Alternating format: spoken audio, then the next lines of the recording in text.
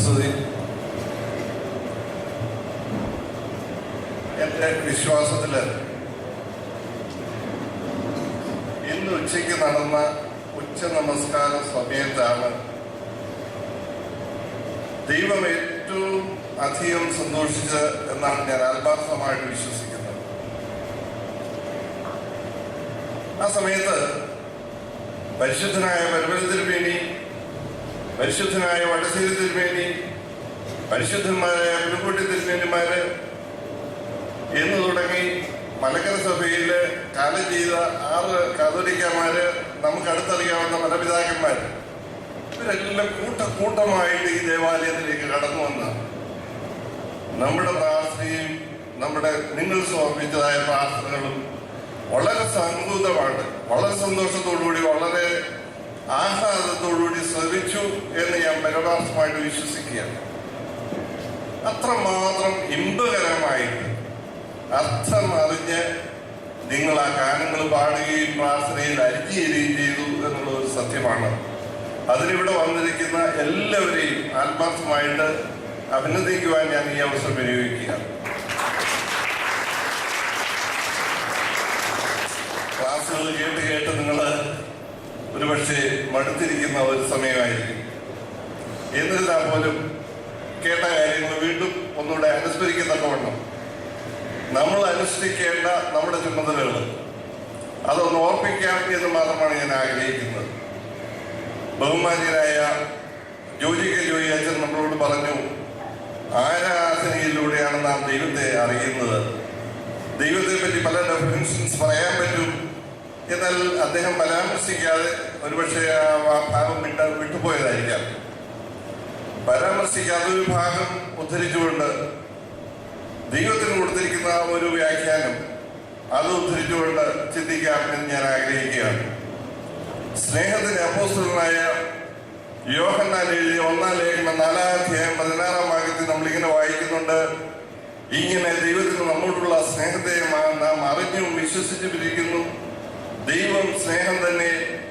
ദൈവം സ്നേഹത്തിൽ വസിക്കുന്നവൻ ദൈവത്തിൽ വസിക്കുന്നു, ദൈവം അവനിൽ വസിക്കുന്നു. അവിടെയാണ് ദൈവം സ്നേഹമാകുന്നു എന്ന് പറഞ്ഞിരിക്കുന്ന ഭാഗം. എൻ്റെ ഈ ചെറുപ്പകാലത്ത് ഒരു ചുവപ്പ് കഷ്ണം കിട്ടിയാൽ വിദ്യയെല്ലാം എഴുതാവുന്നിടത്തൊക്കെ എഴുതി വെക്കും, ഗോഡ് ഈസ് ലവ്. ഇന്നത്തെ കുഞ്ഞുങ്ങൾക്ക് അത് അറിയാൻ പറ്റുന്നില്ല, പക്ഷെ അതൊന്നും അങ്ങനെ എഴുതി കാണാറില്ല.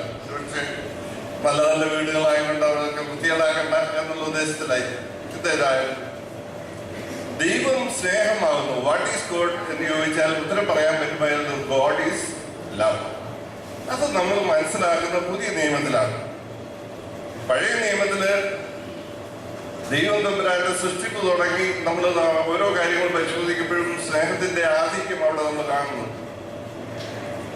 ദൈവം 6 ദിവസം കൊണ്ട് സൃഷ്ടികളെല്ലാം പൂർത്തിയാക്കി ഏറ്റവും അവസാനം സൃഷ്ടികളുടെ എല്ലാം മകുടമായിട്ട് മനുഷ്യനെ സൃഷ്ടിച്ചു. ഇതിനു വേണ്ടിയാണ് ദൈവം മനുഷ്യനെ സൃഷ്ടിച്ചത്. നമ്മുടെ പാട്ടും പ്രാർത്ഥനയും കേൾക്കാനാണ്. നമ്മൾ കൈകൂപ്പി എന്റെ ദൈവമേ എന്ന് പറയുന്നതിന്, അല്ലെങ്കിൽ ദൈവം തരുന്ന കൃപകൾക്ക് നന്ദി പറയാനുള്ളത് കേട്ട് രസിക്കാനായിട്ടാണ്. അല്ല, ദൈവം 1000 മാലാഖമാരെ സൃഷ്ടിച്ചതിന് ശേഷമാണ് മനുഷ്യനെ സൃഷ്ടിച്ചത്. മനുഷ്യനിൽ നിന്ന് യാതൊന്നും തിരിച്ചു കിട്ടാൻ പ്രതീക്ഷിച്ചുകൊണ്ടല്ല ദൈവം മനുഷ്യനെ സൃഷ്ടിച്ചത്. പിന്നെ എന്തോ ദൈവത്തിന് കൊടുക്കാൻ വേണ്ടി മാത്രമാണ്. ദൈവം എന്താ കൊടുക്കാൻ ഉദ്ദേശിച്ചത്? സ്വയമായിട്ട് തന്നെ പിതാവും പുത്രനും പരിശുദ്ധ റൂഹായുമായ ത്രിയേക ദൈവം അനുഭവിച്ചു വന്ന അനന്തമായ സ്നേഹം പകർന്നു വയ്ക്കുന്ന പാനപാത്രമായിട്ടാണ് മനുഷ്യനെ ആദ്യമായിട്ട് സൃഷ്ടിക്കുന്നത്. നമുക്കറിയാം, ചില സോഡയൊക്കെ പൊട്ടിച്ച് ഗ്ലാസ്സിലോട്ട് ഒഴിച്ചാൽ അത് പതഞ്ഞ് പൊത്തി ഗ്ലാസ് കവിഞ്ഞ് പുറത്തൊഴുകുന്ന ഒരു പ്രതീതി കാണാം. ആ അവസരത്തിൽ നമ്മൾ അതിന് അടിയിലോട്ട് ഒരു ചെറിയ പ്ലേറ്റ് വെക്കുകയാണ്, സോസർ വെക്കുകയാണെങ്കിൽ അതിനകത്ത് കിടന്നോളൂ, പുറത്തൊഴുകി പോകത്തില്ല എന്ന് പറഞ്ഞ പോലെ ദൈവത്തിന്റെ സ്നേഹം കവിഞ്ഞൊഴുകിക്കൊണ്ടിരുന്നത് റിസർവ് ചെയ്യുവാൻ, സൂക്ഷിച്ചു വയ്ക്കുവാൻ ഉള്ള ഒരു പാനപാത്രമായിട്ടാണ് ദൈവം മനുഷ്യനെ സൃഷ്ടിച്ചത്. ആ സൃഷ്ടിപ്പിന്റെ കഥയൊന്നും ഞാൻ വിശദീകരിക്കേണ്ട ആവശ്യമില്ല. ദൈവം മനുഷ്യനെ സൃഷ്ടിച്ചു, ആദാമിനെ സൃഷ്ടിച്ചു. അത് കഴിഞ്ഞ് അവന് തുണയായിട്ട് ഒരു സ്ത്രീയെ സൃഷ്ടിച്ചു. ആദാമും ഹവ്വായും, ആദ്യപിതാക്കളായ ആദാമും ഹവ്വായും ഏദൻ തോട്ടത്തിൽ വസിക്കുന്ന അവസരത്തിൽ അവർ ദൈവത്തിന്റെ സാമീപ്യം എല്ലായ്പ്പോഴും അനുഭവിച്ചുകൊണ്ടിരുന്നു. ദൈവം സദാ സായങ്കാലങ്ങളിൽ അവരോട് ഇറങ്ങി വന്ന് അവരോട് കൂടെ ഉല്ലാസമായിരുന്നു എന്നാണ് നമ്മൾ വായിക്കുന്നത്. ദൈവത്തോടുകൂടി വസിക്കുന്ന ഒരനുഭവം. ആ അനുഭവം എപ്പോഴാണ് നഷ്ടപ്പെട്ടത്? എപ്പോഴാണ് ആദാമിനും ഹവ്വയ്ക്കും ഈ ദൈവ സമ്പർക്കവും ദൈവ സ്നേഹവും നഷ്ടപ്പെട്ടത്? മനുഷ്യൻ സ്വാർത്ഥനായി. അവന് ദൈവത്തോടുള്ള സ്നേഹം നഷ്ടപ്പെട്ടു. സാത്താൻ മറന്നു എന്ന് പറഞ്ഞു, നിന്നോട് ദൈവം നിരോധിച്ചിട്ടുണ്ടെങ്കിൽ അത് തെറ്റാ, അത് നിന്നെ കളിപ്പിക്കാൻ പറഞ്ഞു, നിനക്ക് ദൈവത്തെ പോലെ ആകാൻ കഴിയും എന്ന് സാത്താൻ പറഞ്ഞപ്പോൾ അതങ്ങ് വിശ്വസിച്ചു. അതുകൊണ്ടല്ലേ അബദ്ധം പറ്റിയത്. ഏതായാലും മനുഷ്യന് ദൈവത്തോടുള്ള സ്നേഹം കുറഞ്ഞപ്പോഴ് അവിടെ ഒരു വലിയ തകർച്ച സംഭവിക്കുകയാണ്. അതുവരെ ആരാധനയില്ലായിരുന്നു, അവർ ദൈവത്തിൽ വസിക്കുകയായിരുന്നു, ദൈവം അവരിൽ വസിക്കുകയായിരുന്നു. ഏത് തോട്ടത്തിൽ നിന്ന് പുറത്താക്കി എന്നാണ് നമ്മൾ സൺഡേ സ്കൂൾ ക്ലാസ്സുകളിൽ പഠിച്ചിട്ടുള്ളത്. കുറ്റം ചെയ്ത ആ സമയത്ത് ദൈവം അവരെ എന്താ ചെയ്തത്? പുറത്താക്കി എന്നാ നമ്മൾ ഈ കുഞ്ഞെ വെട്ടി വാവാന്ന് പറഞ്ഞൊരു ചെറിയ പാട്ട് ചെറുപ്പകാലം മുതൽ പാടുമായിരുന്നു. ദൈവം പുറത്താക്കിയതാണോ എന്ന് എനിക്ക് പറയാൻ പറ്റിയില്ല. അതിനാന്ന് വെച്ചാൽ ദൈവം സ്നേഹമാണ്. ഏതായാലും അതിനേക്കാളും ബെറ്ററായിട്ട് നമുക്ക് മനസ്സിലാക്കാവുന്നത് ദൈവം force to leave the garden of Eden. ഏതൻ തോട്ടത്തിൽ നിന്ന് പുറപ്പെട്ടു പോകുവാനായിട്ട്, പുറത്തേക്ക് പോകുവാനായിട്ട് അവർ നിർബന്ധിതരാണ്. നമുക്കറിയാം, പ്രായമുള്ളവര് പുറത്തോട്ട് പോകുമ്പോൾ പറയും, മോനെ എൻ്റെ പേന വില കൂടിയ പേനയാണ്, ഷെഫേഴ്സാണ്, അല്ലെങ്കിൽ വെളിയിൽ നിന്ന് നിന്റെ അമ്മച്ചൻ കൊണ്ടുതന്ന പേനയാണ്, അത് എടുക്കരുത്, ഉപയോഗിക്കരുത്. ഞാൻ ഉപയോഗിച്ചുകൊണ്ടിരിക്കുന്നത് അത് എഴുതി കഴിഞ്ഞാലോ സത്യമാണ്. ഒരാൾ ഉപയോഗിക്കുന്ന പേന ഒരാൾ ഉപയോഗിച്ചാൽ അതിൻ്റെ നിമ്പിൻ്റെ സ്വഭാവം എന്നാണ്. നമ്മളത് റെസ്ട്രിക്ഷൻ വരുമ്പോഴാണ് നമുക്ക് കൂടുതൽ താല്പര്യം വരുന്നത്. എന്തെങ്കിലും അത് ചെയ്തു നോക്കണം. ചെയ്തതെന്ന് പറയുന്നത് ചെയ്യാനാണ്. കുഞ്ഞുങ്ങളായാലും വലിയവരായാലും അവർക്കുള്ള താല്പര്യം. ഏതായാലും അത് നിമ്പ് കേടായി പോയപ്പോൾ പേന അടച്ച് അതേ സ്ഥാനത്ത് വെച്ചു. അപ്പച്ചൻ വന്ന് നോക്കുമ്പോൾ പേന എഴുതാൻ പറ്റുന്നുണ്ട്. അതിന് മനസ്സിലായി ഇതിന്റെ പിന്നിലാരാണ്. അപ്പൊ ഈ കുഞ്ഞ് ഒളിച്ചിരിക്കുകയാണ്. എന്താ കാരണം? അപ്പച്ചന്റെ മുന്നിൽ, സ്നേഹമായ അപ്പന്റെ മുമ്പിൽ ചെന്ന് പറയാൻ ഒരു മടി. ഏതായാലും ആദാമും ഹവ്വയും ഏദൻ തോട്ടത്തിൽ നിന്ന് പുറത്തായപ്പോഴും ദൈവം കൊടുത്ത ഒരു വാഗ്ദാനം, ഞാൻ മനുഷ്യനായി പിറന്ന് നിന്നെ നിന്റെ പൂർവിക അവസ്ഥയിലേക്ക് ആക്കാം. അന്ന് തൊട്ട് ആദാമിന്റെ സന്തതികള് ദൈവത്തെ ആരാധിക്കാൻ തുടങ്ങി. നമുക്കറിയാം, ആരാധന തുടങ്ങിയ എവിടെയാണ്? ആദാമിന്റെ മക്കളെ ആരൊക്കെയാണ്? അവരെ എന്താ ചെയ്തതെന്ന് നമുക്ക് ഞാൻ വിശദീകരിക്കേണ്ട ആവശ്യമില്ല. അവിടെ ആരാധന തുടങ്ങി, ദൈവത്തെ ഭയക്കുവാൻ തുടങ്ങി. അങ്ങനെ പഴയ നിയമം മുഴുവൻ നമ്മൾ പരിശോധിക്കുകയാണെങ്കിൽ ദൈവം കൊടുത്ത വാഗ്ദാനത്തിന് വേണ്ടി കാത്തിരിക്കുന്ന ഒരു ജനസമൂഹത്തെയാണ് നമ്മൾ കാണുന്നത്. ഈ വാഗ്ദാനത്തിന് വേണ്ടി കാത്തിരിക്കുന്ന ജനങ്ങളുടെ കൂട്ടത്തില് രാജാക്കന്മാരുണ്ട്, പ്രഭുക്കന്മാരുണ്ട്, പ്രവാചകന്മാരുണ്ട്. ഇവരൊക്കെ നേതൃത്വം കൊടുക്കുകയാണ്. ഏതായാലും ജനങ്ങള് തലമുറകളായി കാത്തിരുന്നതിന് ശേഷം കാലം തികഞ്ഞപ്പോൾ കർത്താവായ യേശു മിശിഹാ ഈ ലോകത്തിലേക്ക് കടന്നു വന്നു. ഞാൻ ദീർഘിപ്പിക്കുന്നില്ല. കർത്താവായ യേശു തമ്പുരാൻ മനുഷ്യനെ രക്ഷിക്കുവാൻ വേണ്ടി സർവ്വവും ജയിച്ച് ഈ ലോകത്തില് സഹിക്കാവുന്ന കഷ്ടപ്പാടുകളെല്ലാം സഹിച്ചു. അവസാനം ക്രൂശിലെ മരണത്തോടുകൂടി അത് പൂർത്തിയാകാം.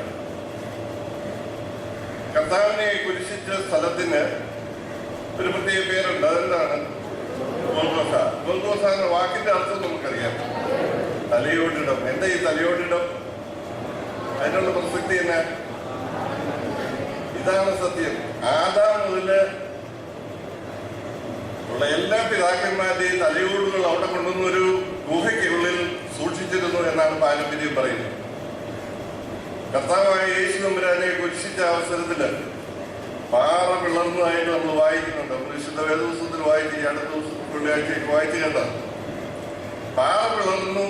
ആ പാറയുടെ വിടവിലൂടെ കർത്താവിന്റെ തിരുരക്തവും വെള്ളവും ശരീരത്തിൽ നിന്ന് ഏറ്റ മുറിവുകളിലൂടെ ഒഴുകിയ തിരുരക്തം താഴേക്ക് എന്ന് ആദാം മുതലുള്ള അന്ന് വരെ ഉണ്ടായിരുന്ന എല്ലാ പിതാക്കന്മാരുടെയും തലയോട്ടികളിൽ ചെന്ന് ചേർന്നു എന്നാണ് പാരമ്പര്യ വിശ്വാസം. അതുകൊണ്ടാണ് നമ്മൾ പല ഗീതങ്ങളിൽ പറയുന്നുണ്ട്, ആദാമിനെ രക്ഷിപ്പാൻ, ആദാമിനെയും മക്കളെയും രക്ഷിപ്പാനാണ് യേശു തമ്പുരാൻ ഈ ലോകത്തിലേക്ക് വന്ന് നമ്മുടെ ആരാധനകളിലൊക്കെ പറയുന്നത്. ഒരു ഉദാഹരണം പറഞ്ഞാൽ, നീ കുറ്റം ചെയ്തതിനല്ലോ ഞാൻ കൊണ്ടടികൾ, ഏതും കരി നീ തിന്നതിനാൽ കൈക്കും കുടിച്ചതിനാൽ. അതുകൊണ്ട് നമ്മൾ ഈ ചുരുക്കം ഉണ്ടാക്കുന്ന കാര്യമൊക്കെ നമ്മളെ പഠിപ്പിച്ചത്. ഏതായാലും ആദാമിനെയും മക്കളെയും രക്ഷിക്കാൻ മാത്രം വന്നത് ദൈവം തമ്പുരാൻ പിന്നീടുള്ള ആദാമിന്റെ സന്തതികൾ, പിന്നീട് തലമുറകളായിട്ടുള്ള ആദാമിന്റെ സന്തതികൾ, ഇന്ന് ജീവിച്ചിരിക്കുന്നവരും ഇനിയും ജനിക്കുവാനിരിക്കുന്നവരും രക്ഷ പ്രാപിക്കണം എന്ന് വിശ്വാസപരായ നിർബന്ധമുണ്ടായിരുന്നു. അതിന് ദൈവം ഒരു കാര്യം ചെയ്തു. ദൈവം കൂദാശകള് പരിശുദ്ധ സഭയെ സ്ഥാപിക്കും. കൂദാശകളുടെ പരമപ്രധാനമായിട്ടുള്ള, അതിന്റെ മക്കുട്ടമായിട്ടുള്ള ഏറ്റവും പ്രധാനപ്പെട്ടതായ കൂദാശയാണ് വിശുദ്ധ കുർബാന. കൂദാശകളുടെ മകുടമാണ്, കൂദാശകളുടെ രാജ്ഞിയാണ് വിശുദ്ധ കുർബാന എന്ന് പറയുന്നത്. എന്നാ ഈ വിശുദ്ധ കുർബാന സ്ഥാപിച്ചത്? കർത്താവിനെ ക്രൂശിക്കുന്നതിന്റെ തലേ ദിവസം, അല്ലെങ്കിൽ അതാണ് ഈ പെസഹ പെരുന്നാളിനുള്ള പ്രാധാന്യം. പെസഹ പെരുന്നാൾ നമ്മൾ എല്ലാ കൊല്ലവും പെസഹ പെരുന്നാൾ ആചരിക്കാറുണ്ട്. പെസഹ പെരുന്നാളിനെ പറ്റി നമുക്കറിയാവുന്നത് യഹൂദന്മാരുടെ പെരുന്നാളായിരുന്നു, പുളിപ്പില്ലാത്ത അപ്പത്തിന്റെ പെരുന്നാളായിരുന്നു. എന്നാൽ നമ്മുടെ കർത്താവ് വിശുദ്ധ ബലി അർപ്പിച്ച, അല്ലെങ്കിൽ വിശുദ്ധ ബലി സ്ഥാപിച്ച ആ ദിവസം ഉപയോഗിച്ച അപ്പത്തിന് എന്തെങ്കിലും പ്രത്യേകത ഉണ്ടായിരുന്നു? പുളിപ്പില്ലാത്ത അപ്പമാണ് ദൈവത്തിനെടുത്ത് വിശുദ്ധാന്തരെടുത്തെന്ന് പറഞ്ഞ് ഇതെന്റെ ശരീരമാകുന്നു, ഇതെന്റെ രക്തമാകുന്നു, നിങ്ങൾ ഇത് വാങ്ങി ഭക്ഷിക്കുകയും പാനം ചെയ്യുകയും ചെയ്യുക, എന്നാൽ നിങ്ങൾക്ക് നിത്യജീവൻ ഉണ്ടാകും. എന്റെ ശരീരം ഭക്ഷിക്കുകയും എന്റെ രക്തം പാനം ചെയ്യുകയും ചെയ്യുന്നവൻ എന്നിലും ഞാൻ അവനുമായിട്ട് വസിക്കും. ഞാൻ ഈ ചുമതല സഭയെ ഏൽപ്പിക്കുകയാണ്. ഈ സഭ ലോകാവസാനത്തോളം ഇത് അഭംഗരം തുടരണം എന്ന് യേശുദാൻ കൽപ്പിച്ചു. അതനുസരിച്ച് പരിശുദ്ധ ഓർത്തഡോക്സ് സഭ അഭംഗുരമായിട്ട് ഈ വിശുദ്ധ കുർബാന എന്ന കൂദാശ അനുഷ്ഠിക്കുകയാണ്. അന്ന് തുടങ്ങിയ വിശുദ്ധ കുർബാനയുടെ, കർത്താവ് അർപ്പിച്ച വിശുദ്ധ കുർബാനയുടെ പിന്തുടർച്ചയാണ് നമ്മുടെ വിശുദ്ധ കുർബാന. നമ്മൾ രാവിലെ കേട്ട ക്ലാസ്സുകളിൽ പല കാര്യങ്ങൾ കേട്ടു. സ്വർഗീയമായിട്ടുള്ള ആരാധനയുടെ നിഴലാണ് പൊരുള് സ്വർഗത്തിലാണെങ്കിൽ നിഴല് ഭൂമിയില് എന്നുള്ള ഈ കാര്യങ്ങളെല്ലാം പഠിച്ചു. നമ്മൾ പറയുന്നു കർത്താവ് സ്ഥാപിച്ച വിശുദ്ധ കുർബാനയുടെ പിന്തുടർച്ചയാണ് ഇന്നും നമ്മുടെ സഭയിൽ നടക്കുന്നത്. എങ്ങനെ നമുക്കൊക്കെ അത് തെളിയിക്കാൻ പറ്റും? നിങ്ങൾക്ക് അറിയാവുന്ന സീനിയേഴ്സ് അതിനകത്ത് ഭാഗമാക്കാവുന്ന ഒരു കാര്യമാണ്. ഒരാഴ്ച നമ്മൾ കുളിപ്പ് ചേർത്ത് വിശുദ്ധ കുർബാനയ്ക്കുള്ള അമീറ ഉണ്ടാക്കി വെക്കുന്ന അവസരത്തിൽ അടിച്ച കാഴ്ചത്തിന് മുമ്പ് നമ്മൾ എന്ത് ചെയ്യുന്നത്? ഒരു നുള്ളെടുത്ത് മാറ്റി വെക്കും, പുളിപ്പെടുത്ത് മാറ്റി വെക്കും. ആ പുളിപ്പ് ചേർത്താണ് അടുത്ത ആഴ്ചയിൽ അമീറ ഉണ്ടാക്കുന്നത്. ഇത് അപ്പോസ്തലന്മാരുടെ കാലം മുതൽ സഭയിൽ നിലനിൽക്കുന്ന ഒരു പാരമ്പര്യമാണ്. നമ്മുടെ പിതാക്കന്മാർ നമ്മളെ മനസ്സിലാക്കിയിരിക്കുന്ന പരിശുദ്ധനായ മാർത്തോമാ ശ്ലീഹ ഭാരതത്തിലേക്ക് കടന്നു വന്ന അവസരത്തില് പുളിപ്പുമായിട്ടാണ് കടന്നു വന്നത്. വിശുദ്ധ കുർബാന അർപ്പിക്കണമെങ്കിൽ പുളിപ്പ് വേണം. പുളിപ്പുള്ള അപ്പം ഉണ്ടാക്കണമായിരുന്നു. അദ്ദേഹം പുളിപ്പുള്ള അപ്പം ഉണ്ടാക്കി വിശുദ്ധ കുർബാന അർപ്പിച്ചു. അതിന്റെ പിന്തുണച്ച് നമുക്ക് കിട്ടി. ദൈവത്തിന്റെ മഹാകരുണയാല്, അവന്റെ കരുണയാല് ഇന്നും മലങ്കര ഓർത്തഡോക്സ് സഭയില് അത് വളരെ സിസ്റ്റമാറ്റിക് ആയിട്ട്, വളരെ നിഷ്ഠയോടുകൂടി നമ്മൾ കൈകാര്യം ചെയ്യുകയാണ്. രാവിലെ നമ്മൾ പഠിച്ച ഒന്ന്, ആരാധനയ്ക്ക്, നമ്മുടെ ആരാധനയ്ക്ക് 3 ഭാഗങ്ങൾ ഉണ്ട് എന്ന് പറഞ്ഞു. ആദ്യത്തെ ഏതാണ്? മറന്നുപോയി. എത്ര പേരും മറന്നുപോയോ? ജോലിക്ക് വളരെ വിശദമായിട്ട് പഠിപ്പിച്ചതാണ് രഹസ്യമായ തുടക്കം. ഈ രഹസ്യമായ തുടക്കത്തിന് ഒരു പേരുണ്ടെന്ന് പറഞ്ഞു. എന്താണത്? തുയോബ് എന്ന് പറയുന്നത് ഒരുക്കത്തിന്റെ ശുശ്രൂഷയാണ്. ഈ തുയോബ് വിശുദ്ധ കുർബാനയിൽ തന്നെ നമ്മുടെ കർത്താവിന്റെ ജീവിതം മുഴുവൻ അടങ്ങി. കർത്താവിന്റെ രക്ഷണ പ്രവൃത്തികൾക്ക് ആവശ്യമായ ജഡധാരണം, തിരുവവതാരം, മാമോദീസ, കർഷാനുഭവം, ക്രൂശാരോഹണം, മരണം, അടക്കം, ഉയർത്തെഴുന്നേൽപ്പ്, സ്വർഗത്തിലേക്കുള്ള കരേറ്റം, പിന്നെ ഒന്നുകൂടെ നമ്മൾ ഇനിയും സംഭവിക്കാനുള്ള ഒരു കാര്യം കൂടെ വിശുദ്ധ കുർബാനയിൽ ഓർക്കുന്നുണ്ട്. എന്താണത്? രണ്ടാമത്തെ വരവ്. ഇത്രയും കാര്യങ്ങൾ നമ്മൾ വിശുദ്ധ കുർബാനയിൽ അലിഞ്ഞേരുകയാണ്, കർത്താവിന്റെ ജീവിതവുമായിട്ട് അലിഞ്ഞേരുകയാണ്. ഈ തൂയോബയുടെ സമയത്ത് കർത്താവിന്റെ ഏത് അനുഭവമാണ് നമ്മൾ ഓർക്കുന്നത്? അറിയാം. തൂയോബ എന്ന് പറഞ്ഞാൽ രാവിലെ പ്രഭാത നമസ്കാരം തുടങ്ങിക്കഴിഞ്ഞ് തിരശ്ശീല നീക്കി വിശുദ്ധ കുർബാന പരസ്യമായിട്ട് ആരംഭിക്കുന്ന സമയം വരെയുള്ള വേളയിൽ നമ്മൾ എന്താ ഓർക്കുക, അനുസ്മരിക്കുക, ബഹുമാനിക്കുക ചെയ്യുന്നതെന്ന് നോക്കാമോ?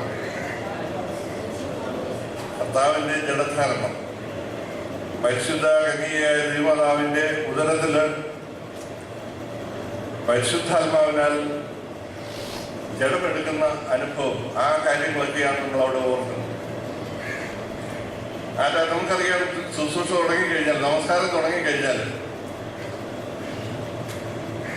അച്ഛൻ കാർമികനായിട്ടുള്ള വൈദികനായാലും കൽപ്പനക്കാരനായാലും ശുഭ്രന ചോദിച്ചിട്ട് വിശുദ്ധ മദ്ബഹയിലേക്ക് കയറും. അപ്പം തിരിച്ചില്ല അടയ്ക്കും. പിന്നീട് അവിടെ അങ്ങനെ നടക്കുന്നത് ഞാൻ പ്രത്യേകിച്ച് നിങ്ങളോട് പറയണ്ട, എല്ലാവരും കണ്ടിട്ടുണ്ടാവും.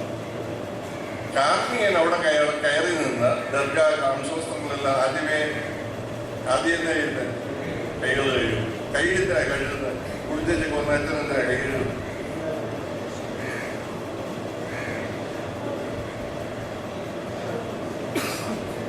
കൈ കഴുകുന്നതിന്റെ ഉദ്ദേശം ഇത്രയേ ഉള്ളൂ. കയ്യിൽ എന്തെങ്കിലും ഒരു പിടിയോ എന്തെങ്കിലും ഉണ്ടെങ്കിൽ അതുപോലും നീക്കം ചെയ്ത് ഞാൻ ദൈവത്തിന്റെ ശരീര രക്തങ്ങൾ ആഘോഷിക്കുവാൻ, കയ്യിലെടുക്കുവാൻ, നീന്തുവാൻ വേണ്ടി പോവുകയാണ്. അതിനുള്ള വിശുദ്ധി പ്രാപിച്ചിരിക്കണം എന്നുള്ള ഒഴിവുകളിലോടുകൂടി അതിനുവേണ്ട പ്രാർത്ഥനകൾ സമർപ്പിച്ചുകൊണ്ട് കാർമികത ചെയ്യുകയാണ്.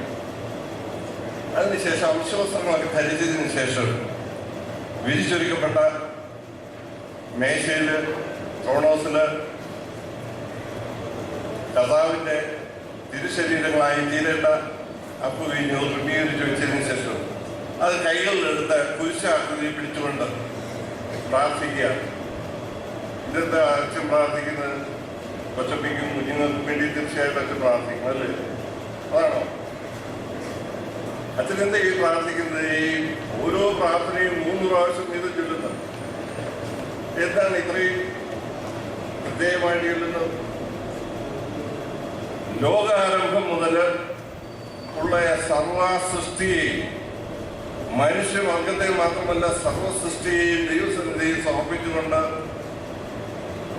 നമ്മുടെ വിശുദ്ധ ബലിക്ക് വേണ്ടി, വിശുദ്ധ ബലിയിൽ ദൈവസാന്നിധ്യം ഉണ്ടാകുന്നതിന്, ദൈവിക കൃപയുണ്ടാകുന്നതിന് വേണ്ടി പ്രാർത്ഥിക്കുക. ഈ സമയത്ത് താഴെ നിൽക്കുന്ന ആളുകൾ നമ്മൾ പ്രഭാത നമസ്കാരം തുടങ്ങി ഓരോ നമസ്കാരങ്ങളും ഓരോന്നും തികയ്ക്കുകയാണ്. ഇതിനിടയ്ക്ക് കുട്ടനിടയിൽ തേങ്ങാപ്പീല ഇടുന്ന പോലെ ഓരോ കൗമായും കഴിയുമ്പോൾ, ഓരോ യാമപ്രാർത്ഥനയും കഴിയുമ്പോൾ 2 കൗമാകളാണ് മുമ്പ് ചൊല്ലാൻ കടപ്പെട്ടിരിക്കുന്നത്. ഈ 2 കൗമാകൾ എന്തുകൊണ്ടാണ് 2 കൗമാരിൽ നിന്ന്? ഒന്ന് ആദ്യം ചൊല്ലിക്കൊണ്ടിരുന്നതിന്റെ അവസാന ഭാഗവും, മറ്റേത് അടുത്ത യാമത്തിന്റെ ആരംഭമായിരുന്നു. ഇന്ന് നമ്മുടെ നാട്ടില് എനിക്കറിയാൻ മേല, എവിടെ നിന്ന് കിട്ടിയാണെന്ന് അറിയാൻ മേല, അറിഞ്ഞോ അറിയാതെയോ ഒറ്റ കൗമായി നിർത്തുകയാണ്. നമ്മൾ നിവൃത്തിയുള്ളിടത്തോളം അത് ചെയ്യരുത് എന്നുള്ള സ്നേഹത്തോട് അപേക്ഷിക്കുകയാണ്. നമ്മുടെ പിതാക്കന്മാർ നമ്മെ ഫലമേൽപ്പിച്ചത്, അവർ നമ്മളെ ഫലമേൽപ്പിച്ചതായ വിശുദ്ധ ആരാധന, വിശുദ്ധി തികച്ചു തന്നെ നമ്മൾ കൈകാര്യം ചെയ്തേയുള്ളൂ. പിന്നെ ഈ കർമ്മ ചൊല്ലുന്നതിനകത്ത് ഒരു പ്രത്യേകതയുണ്ട്. ഇന്ന് നമ്മൾ കൂടുതൽ താല്പര്യമായിട്ട് കാണിക്കുന്ന ഗീതങ്ങൾ ചൊല്ലുവാനാണ്. ഗീതങ്ങൾ ഇമ്പകരമായിട്ട് ചൊല്ലുവാനായിട്ട് ശ്രമിക്കുന്നതും അതിനുവേണ്ടി വേണ്ട കാര്യങ്ങളെല്ലാം ക്രമീകരിക്കുന്നതൊക്കെ നല്ലതാണ്. പക്ഷേ അതേസമയത്ത് ദൈവമേ നീ പരിശുദ്ധനാകുന്നു തുടങ്ങിക്കഴിഞ്ഞാൽ പിന്നെ ഭയങ്കര ഹൈ സ്പീഡിൽ ആ അവസാനം കൊണ്ട് എത്തിക്കുകയാണ്. അത് തെറ്റാണ്. ദൈവമേ നീ പരിശുദ്ധനാകുന്നു, ബലവാനെ നീ പരിശുദ്ധനാകുന്നു ക്ലിയർ ആയിട്ട് നിർത്തി പ്രാർത്ഥിക്കേണ്ടതാണ്. അതിനകത്ത് നമുക്കറിയാം, ഈ ദൈവമേ നീ പരിശുദ്ധനാകുന്നുള്ള പ്രാർത്ഥന എവിടുന്നാണ് നമുക്ക് കിട്ടിയത്? ഇതാരാദ്യം ചൊല്ലിയത്? ലോകത്തിൽ ആദ്യമായി ചൊല്ലിയത് ആരാ? മാലാഖമാരാണ്. എപ്പോഴാണ്? നമ്മുടെ കർത്താവിനെ ക്രൂശിച്ച അവസരത്തിൽ മാലാഖമാരുടെ ഒന്നും ഇറങ്ങി വന്നൊന്ന് പ്രാർത്ഥിക്കുകയാണ്. ദൈവമേ നീ പരിശുദ്ധനാവുന്നു, ബലവാനെ നീ പരിശുദ്ധനാവുന്നു, മരണമില്ലാത്തവനെ നീ പരിശുദ്ധനാവുന്നു എന്ന് ആർത്തട്ടഹസിച്ചപ്പോഴാണ് അവിടെ സന്നിഹിതരായിരുന്ന നിക്കോദീമോസും യൗസേപ്പുമാണ് അതിന് മറുപടി പറഞ്ഞത്, ഞങ്ങൾക്ക് വേണ്ടി ക്രൂശിക്കപ്പെട്ടവനെ ഞങ്ങളോട് കരുണ ചെയ്യണമേ. ആ പ്രാർത്ഥന പിതാക്കന്മാർ നമ്മെ ഫലമേൽപ്പിച്ചിട്ട് പറഞ്ഞു, കുഞ്ഞുങ്ങളെ നിങ്ങൾ ഈ പ്രാർത്ഥന സിസ്റ്റമാറ്റിക്കായിട്ട് പ്രാർത്ഥിക്കണം. നമ്മുടെ ചുമതല എന്താ? നിർത്തി അതിന്റെ അർത്ഥം മനസ്സിലാക്കി നമ്മൾ പ്രാർത്ഥിക്കണം. ഈ പ്രാർത്ഥന ചൊല്ലുന്ന അവസരത്തിൽ ക്രൂശിതനായ ഈശ്വരനെ മുന്നിൽ കണ്ടുകൊണ്ട്, കണ്ണിന്റെ മുമ്പിൽ കണ്ടുകൊണ്ട് നമ്മൾ പ്രാർത്ഥിക്കാൻ ശ്രമിക്കുകയാണെങ്കിൽ വളരെയേറെ അർത്ഥവത്തായി. അതാണ് നമ്മൾ ചെയ്യാൻ കരണീയമായിട്ടുള്ളത്. അത് കഴിഞ്ഞ് ലോർഡ്സ് പ്രേയർ അല്ലെങ്കിൽ കർത്താവിന്റെ പ്രാർത്ഥന എന്ന് പറയുന്നത് നമ്മൾ ചൊല്ലുന്നുണ്ട്. അതെന്താ ഈ കർത്താവിന്റെ പ്രാർത്ഥന എന്ന് പറയാൻ കാര്യമില്ല. കർത്താവ് പഠിപ്പിച്ചതാ. എപ്പോഴാണ് പഠിപ്പിച്ചത്? ശിഷ്യന്മാർ പറഞ്ഞു, തമ്പുരാനെ ഞങ്ങൾക്ക് പ്രാർത്ഥനയൊന്നും അറിയാൻ മേല, ഞങ്ങൾ എങ്ങനെയാ പ്രാർത്ഥിക്കുന്നത്? അപ്പൊ കർത്താവ് പറഞ്ഞു തന്നെ, നിങ്ങൾ ഇവണ്ണം പ്രാർത്ഥിപ്പിക്കും, ഇപ്രകാരം പ്രാർത്ഥിപ്പിക്കും എന്ന് പറഞ്ഞ് പഠിപ്പിച്ച ഒരു പ്രാർത്ഥനയാണ് കർത്തൃ പ്രാർത്ഥന എന്ന് പറയുന്നത്. അത് നിർത്തി അതിൻ്റെ അർത്ഥം ഉൾക്കൊണ്ടുകൊണ്ട് നിങ്ങൾ പ്രാർത്ഥിക്കണം. അതല്ലാതെ ധൃതി വെച്ച് സമയം ലാഭിക്കാനായിട്ട് യാതൊരു കാരണവശാലും ശ്രമിക്കരുതെന്ന് നിങ്ങളുടെ സ്നേഹത്തോട് വളരെ വിനയത്തോടെ അപേക്ഷിക്കുകയാണ്. ദൈവമാതാവിനോടുള്ള പ്രാർത്ഥന കൃപ നിറഞ്ഞു മറിയുമേ എന്നത് വിശുദ്ധ വേദപുസ്തകത്തിലെ വാക്കുകൾ തന്നെയാണ്. അതിനെപ്പറ്റി കൂടുതൽ വിവരിക്കാൻ സമയമില്ലാത്തതുകൊണ്ട് ഞാൻ പ്രാർത്ഥിക്കുന്നത്. ഈ പ്രാർത്ഥനകളൊക്കെ നിർത്തി നമ്മൾ ചൊല്ലേണ്ടതാണ്. ഇങ്ങനെ ചൊല്ലി പ്രാർത്ഥനകൾ അവസാനിപ്പിച്ച് കഴിയുമ്പോഴാണ് തിരശ്ശീല നീക്കി വിശുദ്ധ കുർബാന പരസ്യമായിട്ട് ആരംഭിക്കുന്നത്. വിശുദ്ധ കുർബാന പരസ്യമായിട്ട് ആരംഭിക്കുമ്പോൾ വിശുദ്ധ കുർബാന ക്രമത്തിനകത്ത് ആ ഭാഗത്തിന് ഒരു പേരുണ്ട്. ആദ്യം തുറക്കുന്ന ഭാഗത്തിന് ഒരു പേരുണ്ട്. അതെന്താന്ന് പറയാം?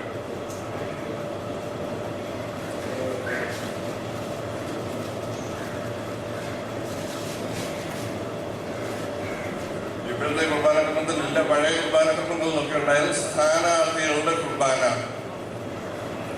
ഇതാണ് ഈ സ്ഥാനാർത്ഥികൾ. പഴയ നിയമകാലത്ത് ദൈവത്തിൽ വിശ്വാസമുണ്ട്, ഏകദൈവ വിശ്വാസികളാണ്. പക്ഷേ അവര് വിശുദ്ധ മാമോദീസായിലൂടെ കർത്താവുമായിട്ട് ബന്ധപ്പെട്ട് കർത്താവിന്റെ തിരുസഭയിലെ അംഗങ്ങളായി തീർന്നിട്ടില്ല. അങ്ങനെയുള്ള ആളുകളെ, വിശ്വാസം പഠിച്ചുകൊണ്ടിരിക്കുന്നവര്, വിശ്വാസം പഠിക്കാൻ ആഗ്രഹിക്കുന്നവര്, അവരെയാണ് സ്ഥാനാർത്ഥികൾ എന്ന് പറയുന്നത്. ഈ സ്ഥാനാർത്ഥികള് വിശുദ്ധ കുർബാന, മറിയത്തിലെത്തോ നിന്നെ പ്രസവിച്ച മറിയാമും നിന്നെ മാമോദീസമാക്കിയ യോഹന്നാനും ഞങ്ങൾക്ക് വേണ്ടി നിന്നോട് അപേക്ഷിക്കുമെന്ന് പറയുന്ന പ്രാർത്ഥന ചൊല്ലുന്ന അവസരം മുതൽ വിശ്വാസ പ്രമാണം ചൊല്ലി തീരുന്ന വരെയുള്ള സമയത്ത് മാത്രമേ അവർ പള്ളിയിൽ നിൽക്കാൻ അവകാശമുള്ളൂ. ഇന്ന് നമ്മൾ നമ്മുടെ ഫ്രണ്ട്സിനെയൊക്കെ വിളിച്ചുകൊണ്ട് വരും പള്ളിയിലോട്ട്. ഇതിൻ്റെ ഒന്നും അർത്ഥം അറിയാതെ അവൻ്റെ ജാതിയോ മതമോ ഒന്നും അന്വേഷിക്കാതെ നമ്മൾ വിളിച്ചോണ്ട്. അത് തെറ്റാണ്. ഇന്ന് സ്ഥാനാർത്ഥികളില്ല.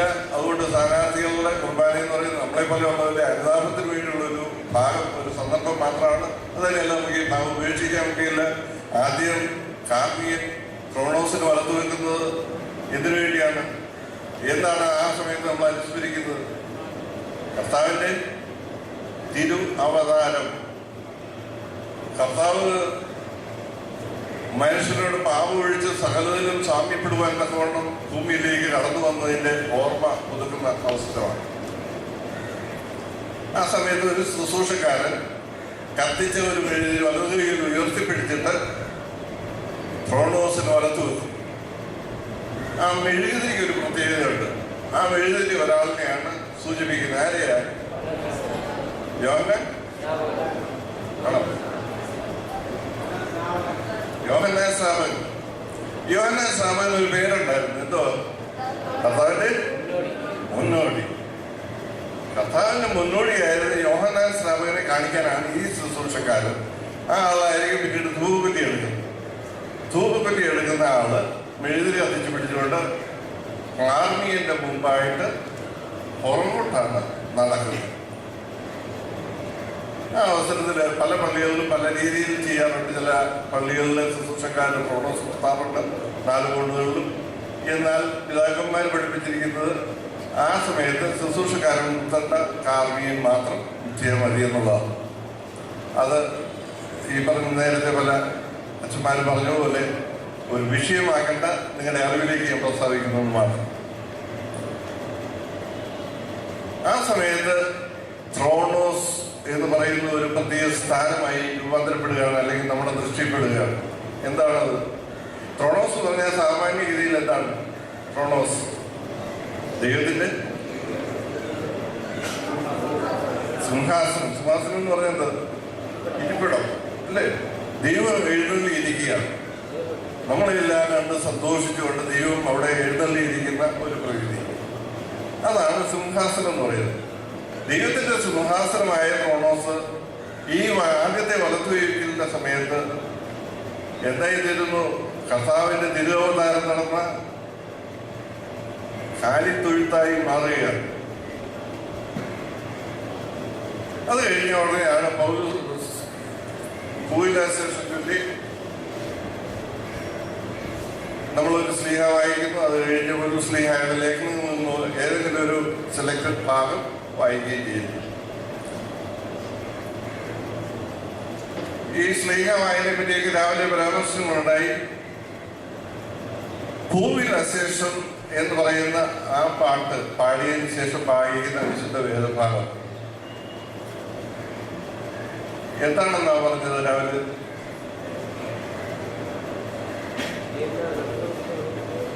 ഏതോ ഒരു കൂട്ടരോടുള്ള സുവിശേഷമാണെന്നാ പറഞ്ഞത്. ആരോട്? യഹൂദന്മാരോടുള്ള സുവിശേഷം. അതാ അവിടെ ഉദ്ദേശിക്കുന്നത്. അതേസമയത്ത് പൗലോസ്ലീഹായുടെ ലേഖനത്തിൽ നിന്ന് വായിക്കുന്നത് ജാതികളോട്, പുറജാതികളായിരുന്നവര് കൺവേർട്ടഡ് ആയിട്ടുള്ള ആളുകളോടുള്ള സുവിശേഷം. എന്നാൽ ഇത് നടുക്കാണ് വിശുദ്ധ ഏവ്യൻ എന്ന് പറയുന്ന പീഠം കൊണ്ടുപോയിരിക്കുന്നത്. മേശയ്ക്ക് ഒരു പ്രത്യേക സ്ഥാന മഹിമ ഓർത്തഡോക്സ് അംഗീകരിക്കുന്നുണ്ട്. എന്താ പറഞ്ഞ ഓർമ്മ? ദൈവമാതാവ്, പരിശുദ്ധ കന്യാമറിയാം അല്ലെങ്കിൽ ദൈവമാതാവിന്റെ സ്ഥാനം. എന്തുകൊണ്ടാണ് ദൈവമാതാവിന്റെ സ്ഥാനം എന്ന് പറയുന്നത്? ദൈവമാതാവ് എന്താ ചെയ്തത്? കർത്താവായ യേശുവിനെ ഉദരത്തിൽ വഹിച്ചു. അതുപോലെ ഈ മേശയും വചനമായ ദൈവത്തെ വഹിക്കുന്നു എന്നുള്ളതുകൊണ്ടാണ് ഏവൻഗേലിയൻ മേശയ്ക്ക് പ്രാധാന്യമുള്ളത്. ഏവൻഗേലിയൻ മേശ സാധാരണ നമ്മളെന്താ ചെയ്യുന്നത്? നമ്മുടെ കയ്യിലിരിക്കുന്ന ലിമണി വെക്കും, നമ്മുടെ ഇരിക്കുന്ന പുസ്തകം വെക്കും, നമ്മുടെ ഇരിക്കുന്ന എന്തെങ്കിലും സാധനമൊക്കെ അതിന് പുറത്തേക്ക് വെക്കാൻ പറ്റും അല്ലേ? ആണോ? അങ്ങനെയാണോ ചെയ്യേണ്ടത്? അല്ല. പിന്നെ എന്താ ചെയ്യേണ്ടത്? ആദരപൂർവ്വം അത് 2 മെഴുതിരി വയ്ക്കണമെന്നാണ് ഇന്ന് നമ്മുടെ പല പള്ളികളിലും മെഴുതിരിക്കാലുകൾ കാണുന്നില്ല. എന്ത് പറ്റിയെന്ന് എനിക്കറിയില്ല. കർത്താവിന്റെ വചനമായ ദൈവത്തിന്റെ സാന്നിധ്യം, അതായത് പരിശുദ്ധ ഏവൻഗേലിയൻ അതിലുണ്ടെങ്കിൽ തീർച്ചയായിട്ടും കത്തിച്ചല്ലാതെ പോലും മെഴുതിരികൾ വെച്ചിരിക്കണമെന്നാണ് പിതാക്കന്മാർ നമ്മളെ വളരെ നിഷ്ഠയോടുകൂടി പഠിപ്പിച്ചിട്ടുള്ള സത്യം.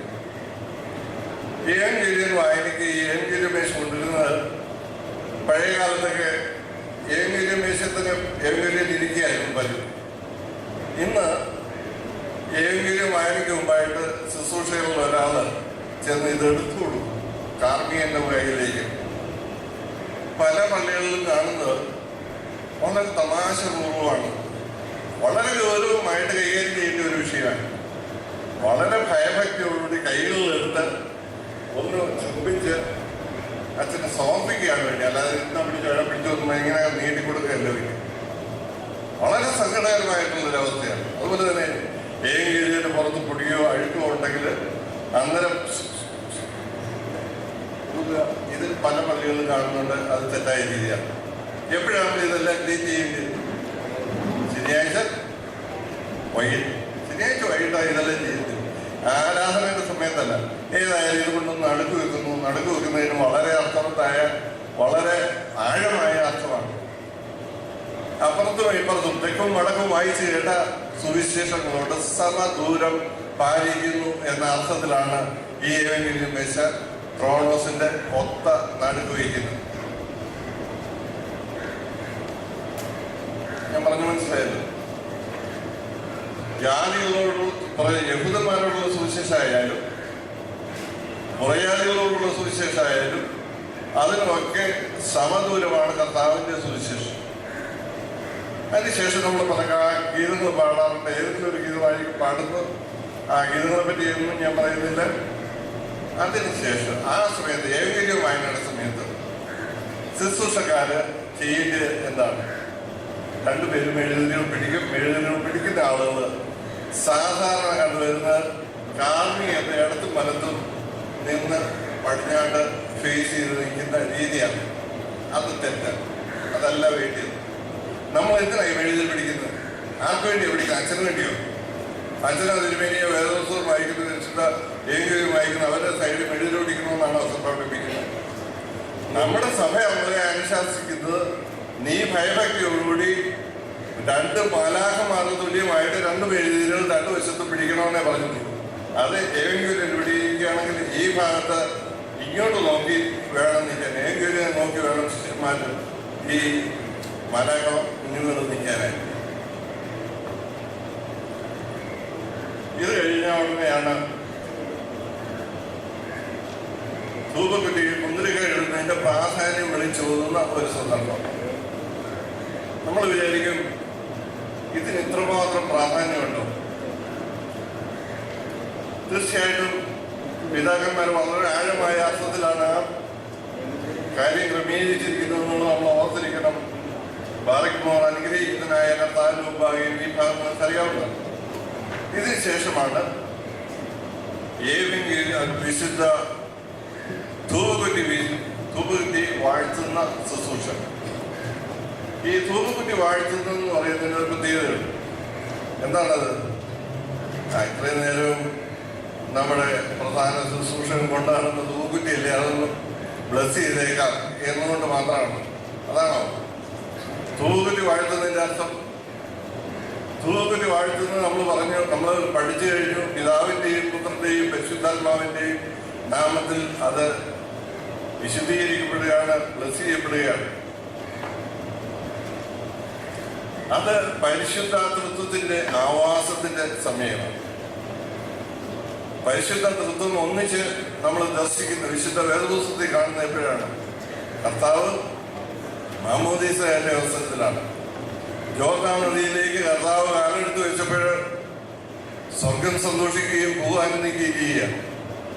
സ്വർഗത്തിൽ നിന്ന് പിതാവാം ദൈവത്തിന്റെ ശബ്ദം ഉണ്ടാകുകയാണ്, ഇവനെന്റെ പ്രിയപുത്രൻ, ഇവനെ ഞാൻ സാധിച്ചിരിക്കുന്നു. പുത്രൻ തമ്പുരാൻ തന്നെ അവിടെ സന്നിഹിതനാണ്. പരിശുദ്ധാത്മാവ് പ്രാവിന്റെ രൂപത്തിൽ അവിടെ വന്ന് പുത്രൻ തമ്പുരാന്റെ തോളിലിരിക്കുകയാണ്. ഈ രീതിയിൽ നമ്മൾ പരിശുദ്ധ തൃത്വത്തെ നമ്മൾ ദർശിക്കുകയാണ്. വിശുദ്ധ വേദപുസ്തകത്തിൽ ആദ്യോടന്തം നമ്മൾ പരിശോധിച്ചാൽ കാണുന്ന ഏക അവസരം ഇത് മാത്രമാണ്, പരിശുദ്ധ തൃത്വത്തെ ഒന്നായിട്ട് കാണാനായിട്ട്.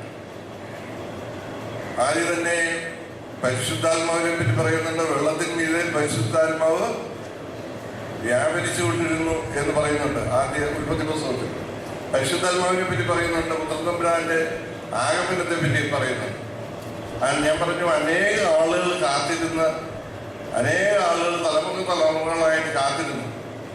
കർത്താവ് ഈ ഭൂമിയിൽ അവതാരം ചെയ്തതിനു ശേഷവും ആയിരക്കണക്കിന് ആളുകൾ യെരൂശലേം ദേവാലയത്തിന്റെ വിശാലമായ മൈതാനത്തുള്ള പടുവൃക്ഷങ്ങളുടെ ചുവടുകളിൽ താമസിച്ച് ഭക്ഷണം പോലും ഉപേക്ഷിച്ച് ഉപവസിച്ച് പ്രാർത്ഥിച്ച് പുത്രതമ്പുരാന് വേണ്ടി കാത്തിരുന്ന അനേക ആയിരക്കണക്കിന് ആളുകൾ ഉണ്ടായിരുന്നു എന്നാണ് ചരിത്ര സാക്ഷ്യം. ഇങ്ങനെ ആയിരക്കണക്കിന് വിശ്വാസികൾ കാത്തിരുന്നവരിൽ രണ്ടുപേരെ നമ്മുടെ പരിശുദ്ധ സഭ ആദരിക്കുന്നുണ്ട്. ഫെബ്രുവരി മാസം 1-ാം തീയതി. അറിയാം, വൃദ്ധനായ ശമൂനെയും ഭാഗ്യവതിയായ ശുദ്ധിമതിയായ ഹന്നായും. ഈ രണ്ടുപേര് ഇവര് രണ്ടുപേരും പ്രതിനിധാനം ചെയ്യുന്ന ആയിരക്കണക്കിന് ആളുകളെയാണ്. അത് മുമ്പുണ്ടായിരുന്ന ആളുകളെ പോലും പ്രതിനിധാനം ചെയ്യുകയാണ്. ഈ ശമൂനെ പറ്റി പറയാനാണെങ്കിൽ ഒരുപാട് കാര്യങ്ങൾ പറയാനുണ്ട്. ശമൂന് കന്യക ഗർഭം ധരിച്ച ഒരു ശിശുവിനെ പ്രസവിക്കുന്നുള്ള വേദഭാഗം പകർത്തി എഴുതിക്കൊണ്ടിരിക്കുന്ന സമയത്ത് അദ്ദേഹത്തിന്റെ മനസ്സിലൊരു, അദ്ദേഹത്തിന്റെ ശുദ്ധഗതിയിലൊരു സംശയം തോന്നി. അന്ന് ദൈവം അരുളി ചെയ്തു, നീ ഇത് നിന്റെ കണ്ണുകൊണ്ട് കാണുന്നവരെ നീ ജീവിച്ചിരിക്കും. അങ്ങനെ ജീവിച്ചിരുന്ന ഒരു പുണ്യവാനായിരുന്നു എന്നാണ് അദ്ദേഹത്തെ പറ്റി പാരമ്പര്യം വിമർശിക്കുന്നത്. ഏതായാലും ഒന്ന് തിരിച്ചു വരാം കർത്താവിൻ്റെ മാമോദീസയിലേക്ക്. കർത്താവിൻ്റെ മാമോദീസ സമയത്ത് ആദ്യം പിതാവാം ദൈവത്തിൻ്റെ നാമത്തിൽ ഇതിനെ ആശീർവദിക്കുന്ന അവസരത്തിൽ ഒരു ചകല പിടിക്കും, രണ്ടാമത് 2 ചകലുകൾ കൂട്ടിപ്പിടിക്കും. എന്തിനാണെന്ന് നേരത്തെ നമ്മൾ പഠിച്ചു കഴിഞ്ഞാൽ, മൂന്നാമതായിട്ട് പരിശുദ്ധാത്മാവിൻ്റെ നാമത്തിൽ. ഇത് കഴിയുമ്പം ഈ പരിശുദ്ധ തൃത്വം ആവസിച്ച് ഒരുമിച്ച് നമ്മുടെ പള്ളിയിലേക്ക് കടന്നു വന്നതിൻ്റെ ആ വലിയൊരു അനുഭൂതി കാർമ്മിയെ നമുക്ക് പകർന്നു തരികയാണ്. പടിഞ്ഞാറോട്ട് തിരിഞ്ഞു നിന്ന് ജനങ്ങൾക്കെല്ലാം നേരെ വീശുന്ന അവസരത്തിൽ പരിശുദ്ധ തൃത്വത്തിൻ്റെ അനുഗ്രഹങ്ങളോ ആശീർവാദങ്ങളും നമുക്ക് പകർന്നു തരികയാണ്. ആ സമയത്ത് നമ്മൾ ചെയ്യേണ്ടതാണ്, എപ്പം കാർമ്മികൻ നമ്മുടെ നേരെ റൂം വീശിയത് എന്താ നമ്മൾ ചെയ്യേണ്ടത്? അത് കഴിയുന്നതാണ് ശുശ്രൂഷക്കാരൻ്റെ കയ്യിൽ ഈ തൂക്കുറ്റി ഏൽപ്പിക്കും. ശുശ്രൂഷക്കാരൻ തൂക്കുറ്റി വാങ്ങിച്ചിട്ട് ആദ്യം വലതുവശത്ത് 3 പ്രാവശ്യം വീശി മുത്തി വീണ്ടും 3 പ്രാവശ്യം വീശിയിട്ട് ഇടതുവശത്ത് വരും, അവിടെ അതുപോലെ തന്നെ ചെയ്യും. പിന്നെ വിശുദ്ധ ഏവങ്കിരിയൻ, പിന്നെ അവിടെ നിൽക്കുന്ന സ്ഥാനികളുടെ സ്ഥാന വലിപ്പം അനുസരിച്ച് വീശിയിട്ട് പടിഞ്ഞാറോട്ട് വരും. പടിഞ്ഞാറോട്ട് വരുമ്പോൾ ഇവിടെ വന്ന് നിന്നിട്ട് പടിഞ്ഞാറോട്ട് നേരെ ഒരു വീശുണ്ട്. അതെന്തിനാണ്?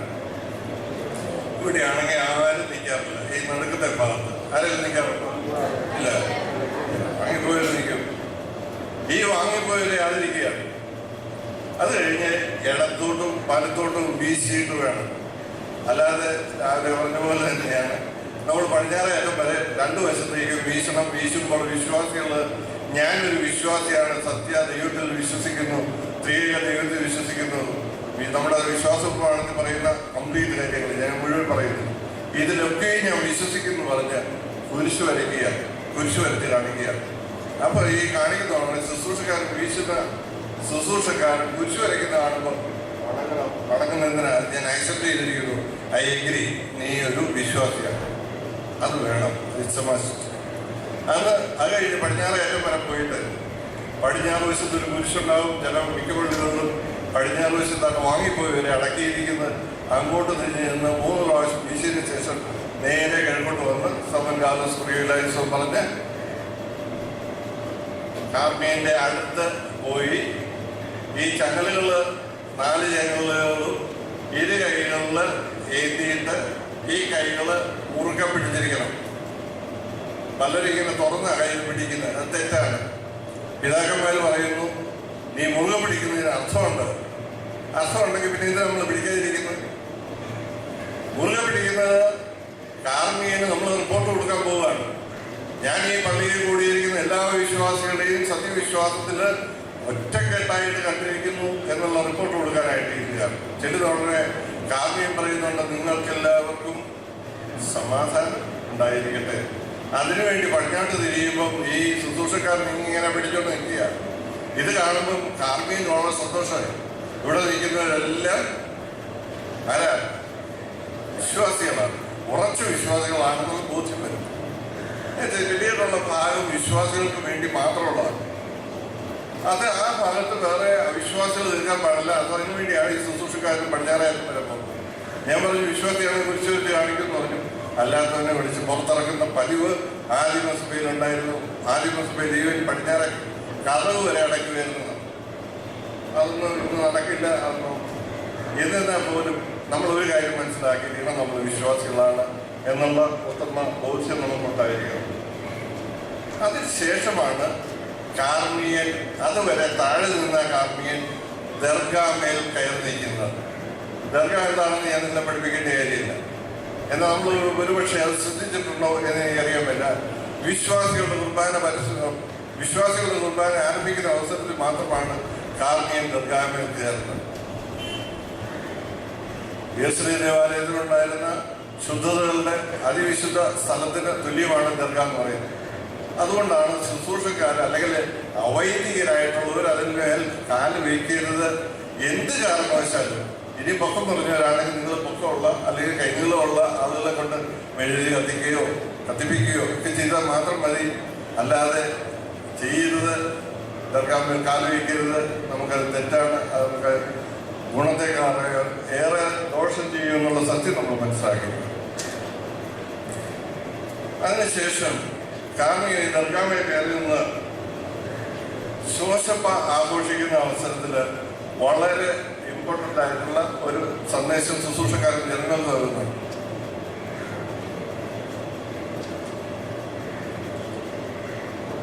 ശുശ്രൂഷക്കാരൻ പറയുകയാണ്, ബാരക്കുമോ സഹോദരങ്ങളെ, നാം എല്ലാവരും ഭംഗിയോടും ഭയത്തോടും വണക്കത്തോടും വെടിപ്പോടും വിശുദ്ധിയോടും സ്നേഹത്തോടും സത്യവിശ്വാസത്തോടും നല്ല ദൈവഭക്തിയോടും കൂടെ നിന്ന് ബഹുമാനപ്പെട്ട ഈ പട്ടക്കാരൻ നമ്മുടെ മുമ്പാകെ വയ്ക്കപ്പെട്ടിരിക്കുന്ന ഭയങ്കരവും പരിശുദ്ധവുമായ ഈ വിശുദ്ധ കുർബാനയെ സൂക്ഷിക്കണം. ഇത് പറയുകയാണ്. ഈ ശോശപ്പ ആഘോഷത്തിന് തന്നെ ഒരുപാട് അർത്ഥങ്ങൾ പറയുന്നുണ്ട്. കർത്താവിൻ്റെ ഈ അനേക അർത്ഥങ്ങൾ പറയുന്നുണ്ട്. അതിൽ നമ്മളെ ഡയറക്റ്റായിട്ട്, ശുശ്രൂഷക്കാരെ ഡയറക്റ്റായിട്ട് ബാധിക്കുന്ന ഒരു അർത്ഥം മാത്രം ഞാൻ പറയാൻ ആഗ്രഹിക്കുകയാണ്. അതായത് കന്യാമറിയാമിന്റെ ഉദരത്തിൽ യേശു തമ്പുരാൻ വസിച്ചു. തിരുവവതാരം നടന്ന അവസരത്തിൽ യേശു തമ്പുരാൻ കന്യാമറിയാമിന്റെ ഉദരത്തിൽ നിന്ന് പുറത്തായി. ദൈവമാതാവിന് പിന്നീട് ആ സ്ഥാനം, ദൈവത്തിന്റെ അടുത്തുള്ള സ്ഥാനം ഇല്ല എന്ന് ചിന്തിക്കുന്ന, പഠിപ്പിക്കുന്ന ചില നൂതന വിഭാഗങ്ങൾ. നമ്മുടെ സഭ പറയുന്നു അതല്ല, കന്യാമറിയാമിന്, ദൈവമാതാവായ പരിശുദ്ധ കന്യാമറിയാമിന് അതിന് വളരെ ഇമ്പോർട്ടൻ്റ് ആയിട്ടുള്ള, വളരെ പ്രാധാന്യമുണ്ട് എന്ന് സഭ പഠിപ്പിക്കുന്നുണ്ട്. ആ ഭാവം ഞാൻ പറയാം. ഈ ശോശപ്പ എടുത്ത് മാറ്റി വയ്ക്കുകയാണ്. ശോശപ്പ മാറ്റി വയ്ച്ചതിന് ശേഷം പട്ടക്കാരൻ പറയുകയാണ്, കാർമികൻ പറയുകയാണ്, ഈ സമയത്ത് നമ്മുടെ ബോധങ്ങളും വിചാരങ്ങളും ഹൃദയങ്ങളും ദൈവമായ കർത്താവിൻ്റെ വലത്ത് വലത്ത് ഭാഗത്തായിരിക്കണം. ഏടായോ? ക്ഷീണിച്ചോ? ഞാൻ നിർത്തണമെങ്കിൽ നിർത്താം, പറയണമെങ്കിൽ പറയാം, ഏതായാലും പറയാം. വലത്ത് ഭാഗത്തിരിക്കുന്നു എന്ന് പറയുമ്പോഴേ, വലത്ത് ഭാഗത്തായിരിക്കുന്നു എന്ന് പറയുന്ന ഉടനെ ജനങ്ങളെല്ലാം, ശുശ്രൂഷക്കാരും ഉൾപ്പെടെ, ഓട്ടോമാറ്റിക്കായിട്ടും സഡനായിട്ടുള്ള ആൻസർ കൊടുക്കുകയും, എന്താ നമ്മൾ പറയുന്നത്, ഞങ്ങളുടെ ബോധങ്ങളും വിചാരങ്ങളും ഹൃദയങ്ങളും ദൈവമായ കർത്താവിൻ്റെ എന്ത് തമ്പുരാനെ, ശരിയാണോ, സത്യമാണോ? നമ്മൾ ശാന്തമായിട്ട് ചിന്തിച്ചു നോക്കണം. ഇപ്പോഴല്ല, അടുത്ത ആഴ്ച വിശുദ്ധ കുർബാന, നാളെ വിശുദ്ധ കുർബാനയെ സംബന്ധിക്കുമ്പോൾ ഇത് പറയുന്ന ഭാഗത്ത് എൻ്റെ ഹൃദയവും എൻ്റെ വിചാരവും എൻ്റെ മനസ്സും എൻ്റെ ദൈവത്തിൻ്റെ സന്നിധിയിലേക്ക് അയക്കാൻ എനിക്ക് കഴിഞ്ഞിട്ടുണ്ടോ എന്ന് നമ്മൾ ശാന്തമായിട്ട് ചിന്തിച്ചു നോക്കണം. നമുക്ക് മാത്രമേ അറിയാനുള്ളൂ, അല്ലാതെ വേറൊരാൾക്ക് അത് പരിശോധിച്ച് നോക്കാൻ പറ്റുന്ന കാര്യമല്ല. അർത്ഥമില്ലാതെ നമ്മൾ പറയരുത്, അർത്ഥവത്തായിട്ട് പറയാം. കുഞ്ഞുങ്ങളൊക്കെ ആണെങ്കിലും ഇന്നലെ കണ്ട സീരിയലില് ഈ സീരിയലിലൊക്കെ എന്തൊക്കെ സംഭവിച്ചു എന്നുള്ള ആ ചിന്തയും അതൊക്കെ ആയിരിക്കും ഒരു മനസ്സിലെത്തും. കുഞ്ഞുങ്ങളായിട്ടില്ല, സാധാരണ കുഞ്ഞുങ്ങളൊക്കെ ഏതായാലും ചിന്ത എങ്ങനെ പോയാലും കൊള്ളാം, അങ്ങനെ വിടാതെ ചിന്തയെ നിയന്ത്രിക്കണം. അത് തന്നെയല്ല പിതാക്കന്മാർ നമ്മളെ പഠിപ്പിക്കുന്നത്, നമ്മൾ ദേവാലയത്തിൽ ഏത് ഭാഗത്ത് നിൽക്കുന്നു ആ ഭാഗത്ത് തന്നെ നിന്നുകൊണ്ട് നമ്മുടെ മനസ്സിനെ പറിച്ചെറിഞ്ഞ് ദൈവത്തിന്റെ സന്നിധിയിലേക്ക് കടത്തിവിടുക. കാർമികം പറയുക, നിങ്ങളെല്ലാം എൻ്റെ കൂടെ വാ എന്ന് പറയുന്നതുകൊണ്ട് നമ്മൾ പറയുക, ഓക്കെ, നോ പ്രോബ്ലം, ഞങ്ങൾ നിന്ന് കഴിയും. ഞങ്ങളുടെ ബോധങ്ങളും വിചാരങ്ങളും ഹൃദയങ്ങളും ദൈവമായ കർത്താവിൻ്റെ വലത്ത് ഭാഗത്ത് തന്നെയാണ്, യേശുവിനായിരിക്കുന്ന സ്ഥാനത്താണ്. നമ്മൾ ഒരു കാര്യം ചിന്തിച്ചാൽ, നമ്മുടെ ഈ കൊച്ചന്മാരൊക്കെ നമ്മുടെ 94 വയസ്സായ ബാവാതിരുമേനിയുടെ സാന്നിധ്യത്തിൽ എങ്കിൽ പോലും ബാവാതിരുമേനിയുടെ സാന്നിധ്യത്തിൽ ബലിയർപ്പിക്കാൻ ബാവാതിരുമേനി ഇതുവരെ ചൊല്ലി ബാവാതിരുമേനെ മോനെ അച്ചായണമെന്ന് ഈ കുർബാന കണ്ടിന്യൂ ചെയ്ത് എന്ന് പറയുന്ന പോലെ അതിനേക്കാളൊക്കെ എത്ര ശ്രേഷ്ഠമായ ഒരു അനുഭവം. സ്വർഗങ്ങളിൽ ദൈവം തമ്പുരാൻ അവിടെ എഴുന്നള്ളിയിരിക്കുകയാണ്. ഉന്നതങ്ങളിലാണ് ദൈവം വസിക്കുന്നതെന്ന് ചോദിച്ചാൽ അല്ല, നമ്മുടെ ഒരു ഭാവനയാണ്, നമ്മുടെ ഒരു മനസ്സിലാക്കൽ മാത്രമാണ്. ദൈവം എവിടെ യോജിക്കുന്നത്? ദൈവം സ്വർഗത്തിൽ വസിക്കുന്നു നമ്മൾ പറയുന്നു. സ്വർഗം എന്ന് പറയുന്നത് ഇറ്റ്സ് ആൻ എക്സ്പീരിയൻസ്. സ്വർഗം എന്ന് പറയുന്നത് ഒരു അനുഭവം മാത്രമാണ്. ദൈവ സാന്നിധ്യം ഉള്ളതാണ് സ്വർഗം. നരകം എന്ന് പറയുന്നത് ഇതിന്റെ സാന്നിധ്യം ഇല്ലാത്തതാണ് നരകം. അല്ലെങ്കിൽ അതിന് വേറൊരു ഉദാഹരണം പറയാം, വേറൊരു വ്യാഖ്യാനം പറയാം. എന്തെങ്കിലും any act, any thought, any word with love is heaven. നമ്മുടെ സംസാരത്തിലോ നമ്മുടെ വാക്കിലോ നമ്മുടെ ചിന്തയിലോ സ്നേഹമുണ്ടെങ്കിൽ അവിടെ സ്വർഗമാണ്. നമ്മുടെ വാക്കിലോ ചിന്തയിലോ പ്രവൃത്തിയിലോ സ്നേഹമില്ലാതെ വരുമ്പോഴാണ് അത് നരകമായി തീരുന്നത്, അല്ലെങ്കിൽ നമ്മുടെ പാപമായി തീരുന്നത്. പാപം എന്ന് പറയുന്നത് ഇത് തന്നെയാണ്. നമ്മുടെ സ്നേഹം, ദൈവസ്നേഹമില്ലാത്ത, ദൈവസാന്നിധ്യമില്ലാത്ത പ്രവൃത്തിയും ചിന്തയും സംസാരവും ഒക്കെയാണ് ഈ പാപം എന്ന് പറയുന്നത്. നമ്മൾ ദൈവസന്നിധിയിലേക്ക് കടന്നു ചെല്ലുമ്പോൾ കാർമ്മികൻ പിന്നെയും നമ്മുടെ സപ്പോർട്ട് ആവശ്യപ്പെടുക. ഇവിടെ കൂടിയിരിക്കുന്ന എല്ലാവരോടും കൂടെ അയാൾ പറയുകയാണ്,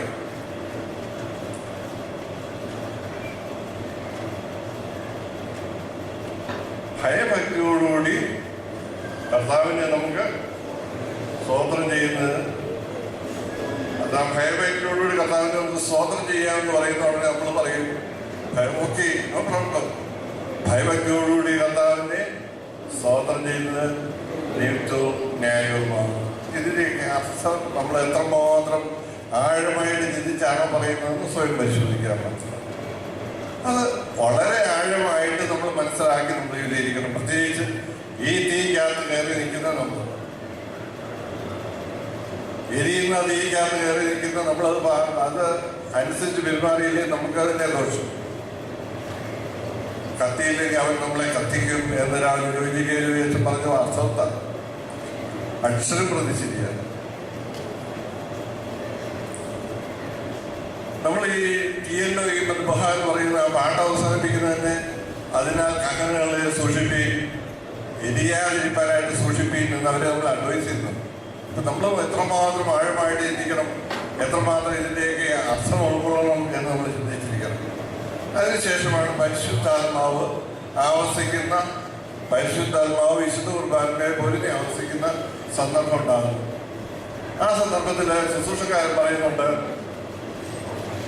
ബാരയ്ക്കുമോഹന്റെ വാത്സല്യമുള്ളവരെ, ജീവനുള്ള പരിശുദ്ധ റൂഹ സ്വർഗമാകുന്ന മേലുള്ള ഉയരങ്ങളെന്നത് പ്രതാപത്തോട് ഇറങ്ങി വൈകപ്പെട്ടിരിക്കുന്ന ഈ പരിശുദ്ധ കുർബാനയെ പൊരുതി ആവർത്തിച്ച് ഇതിനെ ശുദ്ധീകരിക്കുന്ന ഈ നാഴിക എത്ര ഭയങ്കരവും ഈ സമയം എത്ര ഭ്രമിക്കുന്നതാകുന്നു. അതുകൊണ്ട് എന്താ ഈ സമയത്ത് ഭ്രമിക്കുന്നതാകുന്നു. നിങ്ങൾ അടക്കത്തോടും ഭയത്തോടും നിന്നുകൊണ്ട് പ്രാർത്ഥിക്കും. നമുക്കറിയാം, പരിശുദ്ധാത്മാവിന്റെ ആവാസം മനുഷ്യനിർമ്മിതമായിട്ടുണ്ടെങ്കിലും ഉള്ള അപ്പവീഞ്ഞുകളിലേക്ക് ആവസിച്ച് കഴിയുമ്പോൾ അത് ദൈവത്തിന്റെ കൃപയാല് കർത്താവിന്റെ തിരിശരി രക്തങ്ങളായി തീരുകയാണ്. വളരെ വളരെ അർത്ഥവത്തായിട്ടുള്ള പ്രാധാന്യമേറിയ ഒരു സന്ദർഭമാണിത്. ഈ സന്ദർഭത്തിൽ നമ്മൾ ശുശ്രൂഷക്കാരെങ്കിലും ആത്മാർത്ഥമായിട്ട് അർത്ഥം അറിഞ്ഞ് ആ സമയത്ത് നിലകൊള്ളണം എന്നുള്ള കാര്യം നിങ്ങളുടെ സ്നേഹത്തോട് ഓർപ്പിക്കുകയാണ്. നമ്മളിങ്ങനെ ജനങ്ങളോട് പറയുന്നത് ഭയഭക്തിയോടുകൂടി പ്രാർത്ഥിക്കാൻ പറഞ്ഞാൽ മാത്രം പോരാ, നമ്മളും പ്രാർത്ഥിക്കുന്നവരായിരിക്കണം. അതിനുശേഷമാണ് തുബ്ദൈൻ വായനകൾ വരുന്നത്. തുബ്ദൈൻ വായനകളിൽ നമ്മൾ കുറേ ആവശ്യങ്ങൾ നമ്മൾ സമർപ്പിക്കുകയാണ്. അതിനുശേഷമാണ് ഖണ്ഡിപ്പിൻ്റെ ശുശ്രൂഷ നടക്കുന്നത്. ഖണ്ഡിപ്പിൻ്റെ ശുശ്രൂഷ നടക്കുന്ന അവസരത്തിൽ തിരശ്ശീല ഇട്ട് ത്രോണോസ് മൂടിയിരിക്കും. ഈ മദ്ബഹ അടച്ചിരിക്കുന്ന അവസരത്തിൽ ശുശ്രൂഷക്കാരെല്ലാവരും പടിഞ്ഞാറേക്ക് മാറിയിരുന്ന ഈ തിരശ്ശീലയ്ക്ക് ചേർന്ന് ലൈനായിട്ട് 1, 2, 3 ലൈനായിട്ട് ആളുകളുടെ എണ്ണം അനുസരിച്ച് നിൽക്കണം. ത്രോണോസിന്റെ സൈഡിൽ പോയി നിൽക്കുകയോ ത്രോണോസിൽ സംഭവിക്കുന്നത് എന്താണെന്ന് കാണത്തക്ക വണ്ണമോ നിൽക്കാൻ പാടില്ല എന്ന് പിതാക്കന്മാർ വളരെ നിഷ്ഠയോടുകൂടി നമ്മളെ പഠിപ്പിച്ചിരിക്കുക. അറിഞ്ഞോ അറിയാതെ അതിനിടയാകാതിരിക്കട്ടെ. ഈ പ്രാർത്ഥന നടക്കുന്ന സമയത്ത് നമ്മൾ ചൊല്ലുന്ന ഗീതമേതായാലും അത് ചൊല്ലിക്കൊണ്ട് പടിഞ്ഞാറ് അറ്റത്ത് നമ്മൾ വളരുവാൻ ഭയഭക്തിയുള്ളൊരു നിൽക്കുകയാണ് വേണ്ടത്.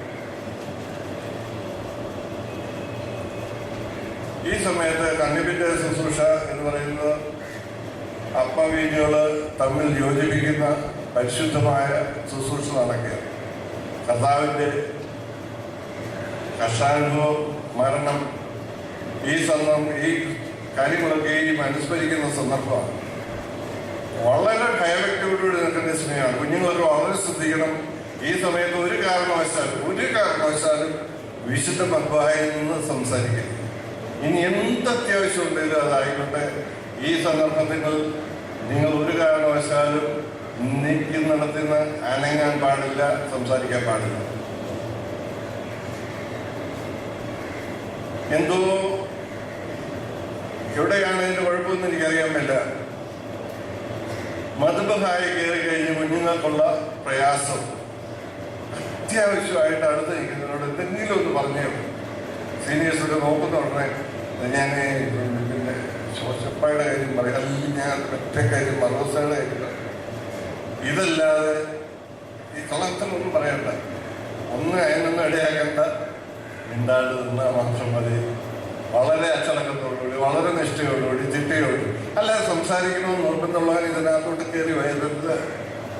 കുഞ്ഞുങ്ങൾ കത്തിപ്പോവാനിടയാകരുത്, കുഞ്ഞുങ്ങൾ നശിച്ചു പോകാനിടയാകരുത്.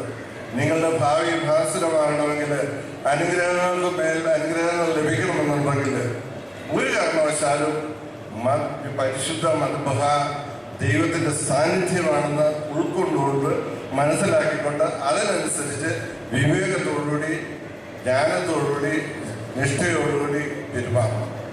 നമ്മുടെ തോന്നിയാസങ്ങൾ കാണിക്കാനുള്ള സ്ഥലമല്ല വിശുദ്ധ മദ്ബഹ എന്ന കാര്യം വളരെ ചിന്തയോടുകൂടി ഓർത്തിരിക്കേണ്ട കാര്യം. ഇത് കഴിഞ്ഞ ഉടനെയാണ് സ്വർഗസ്ഥനായ ഞങ്ങളുടെ പിതാവേ എന്ന കർത്തൃപ്രാർത്ഥന നമ്മൾ ചെല്ലുന്നത്. അത് കഴിഞ്ഞ ഉടനെ വിശുദ്ധ രഹസ്യങ്ങളെ സ്വർഗത്തിലേക്ക് മുകളിലേക്ക് ഉയർത്തുന്ന ഒരു ശുശ്രൂഷയാണ് നടക്കുന്നത്. ആ സന്ദർഭത്തിൽ നമ്മളെന്താ ഓർക്കുന്നത്? കാസായി വിലാസായി മുകളിലേക്ക് ഉയർത്തുന്നത്.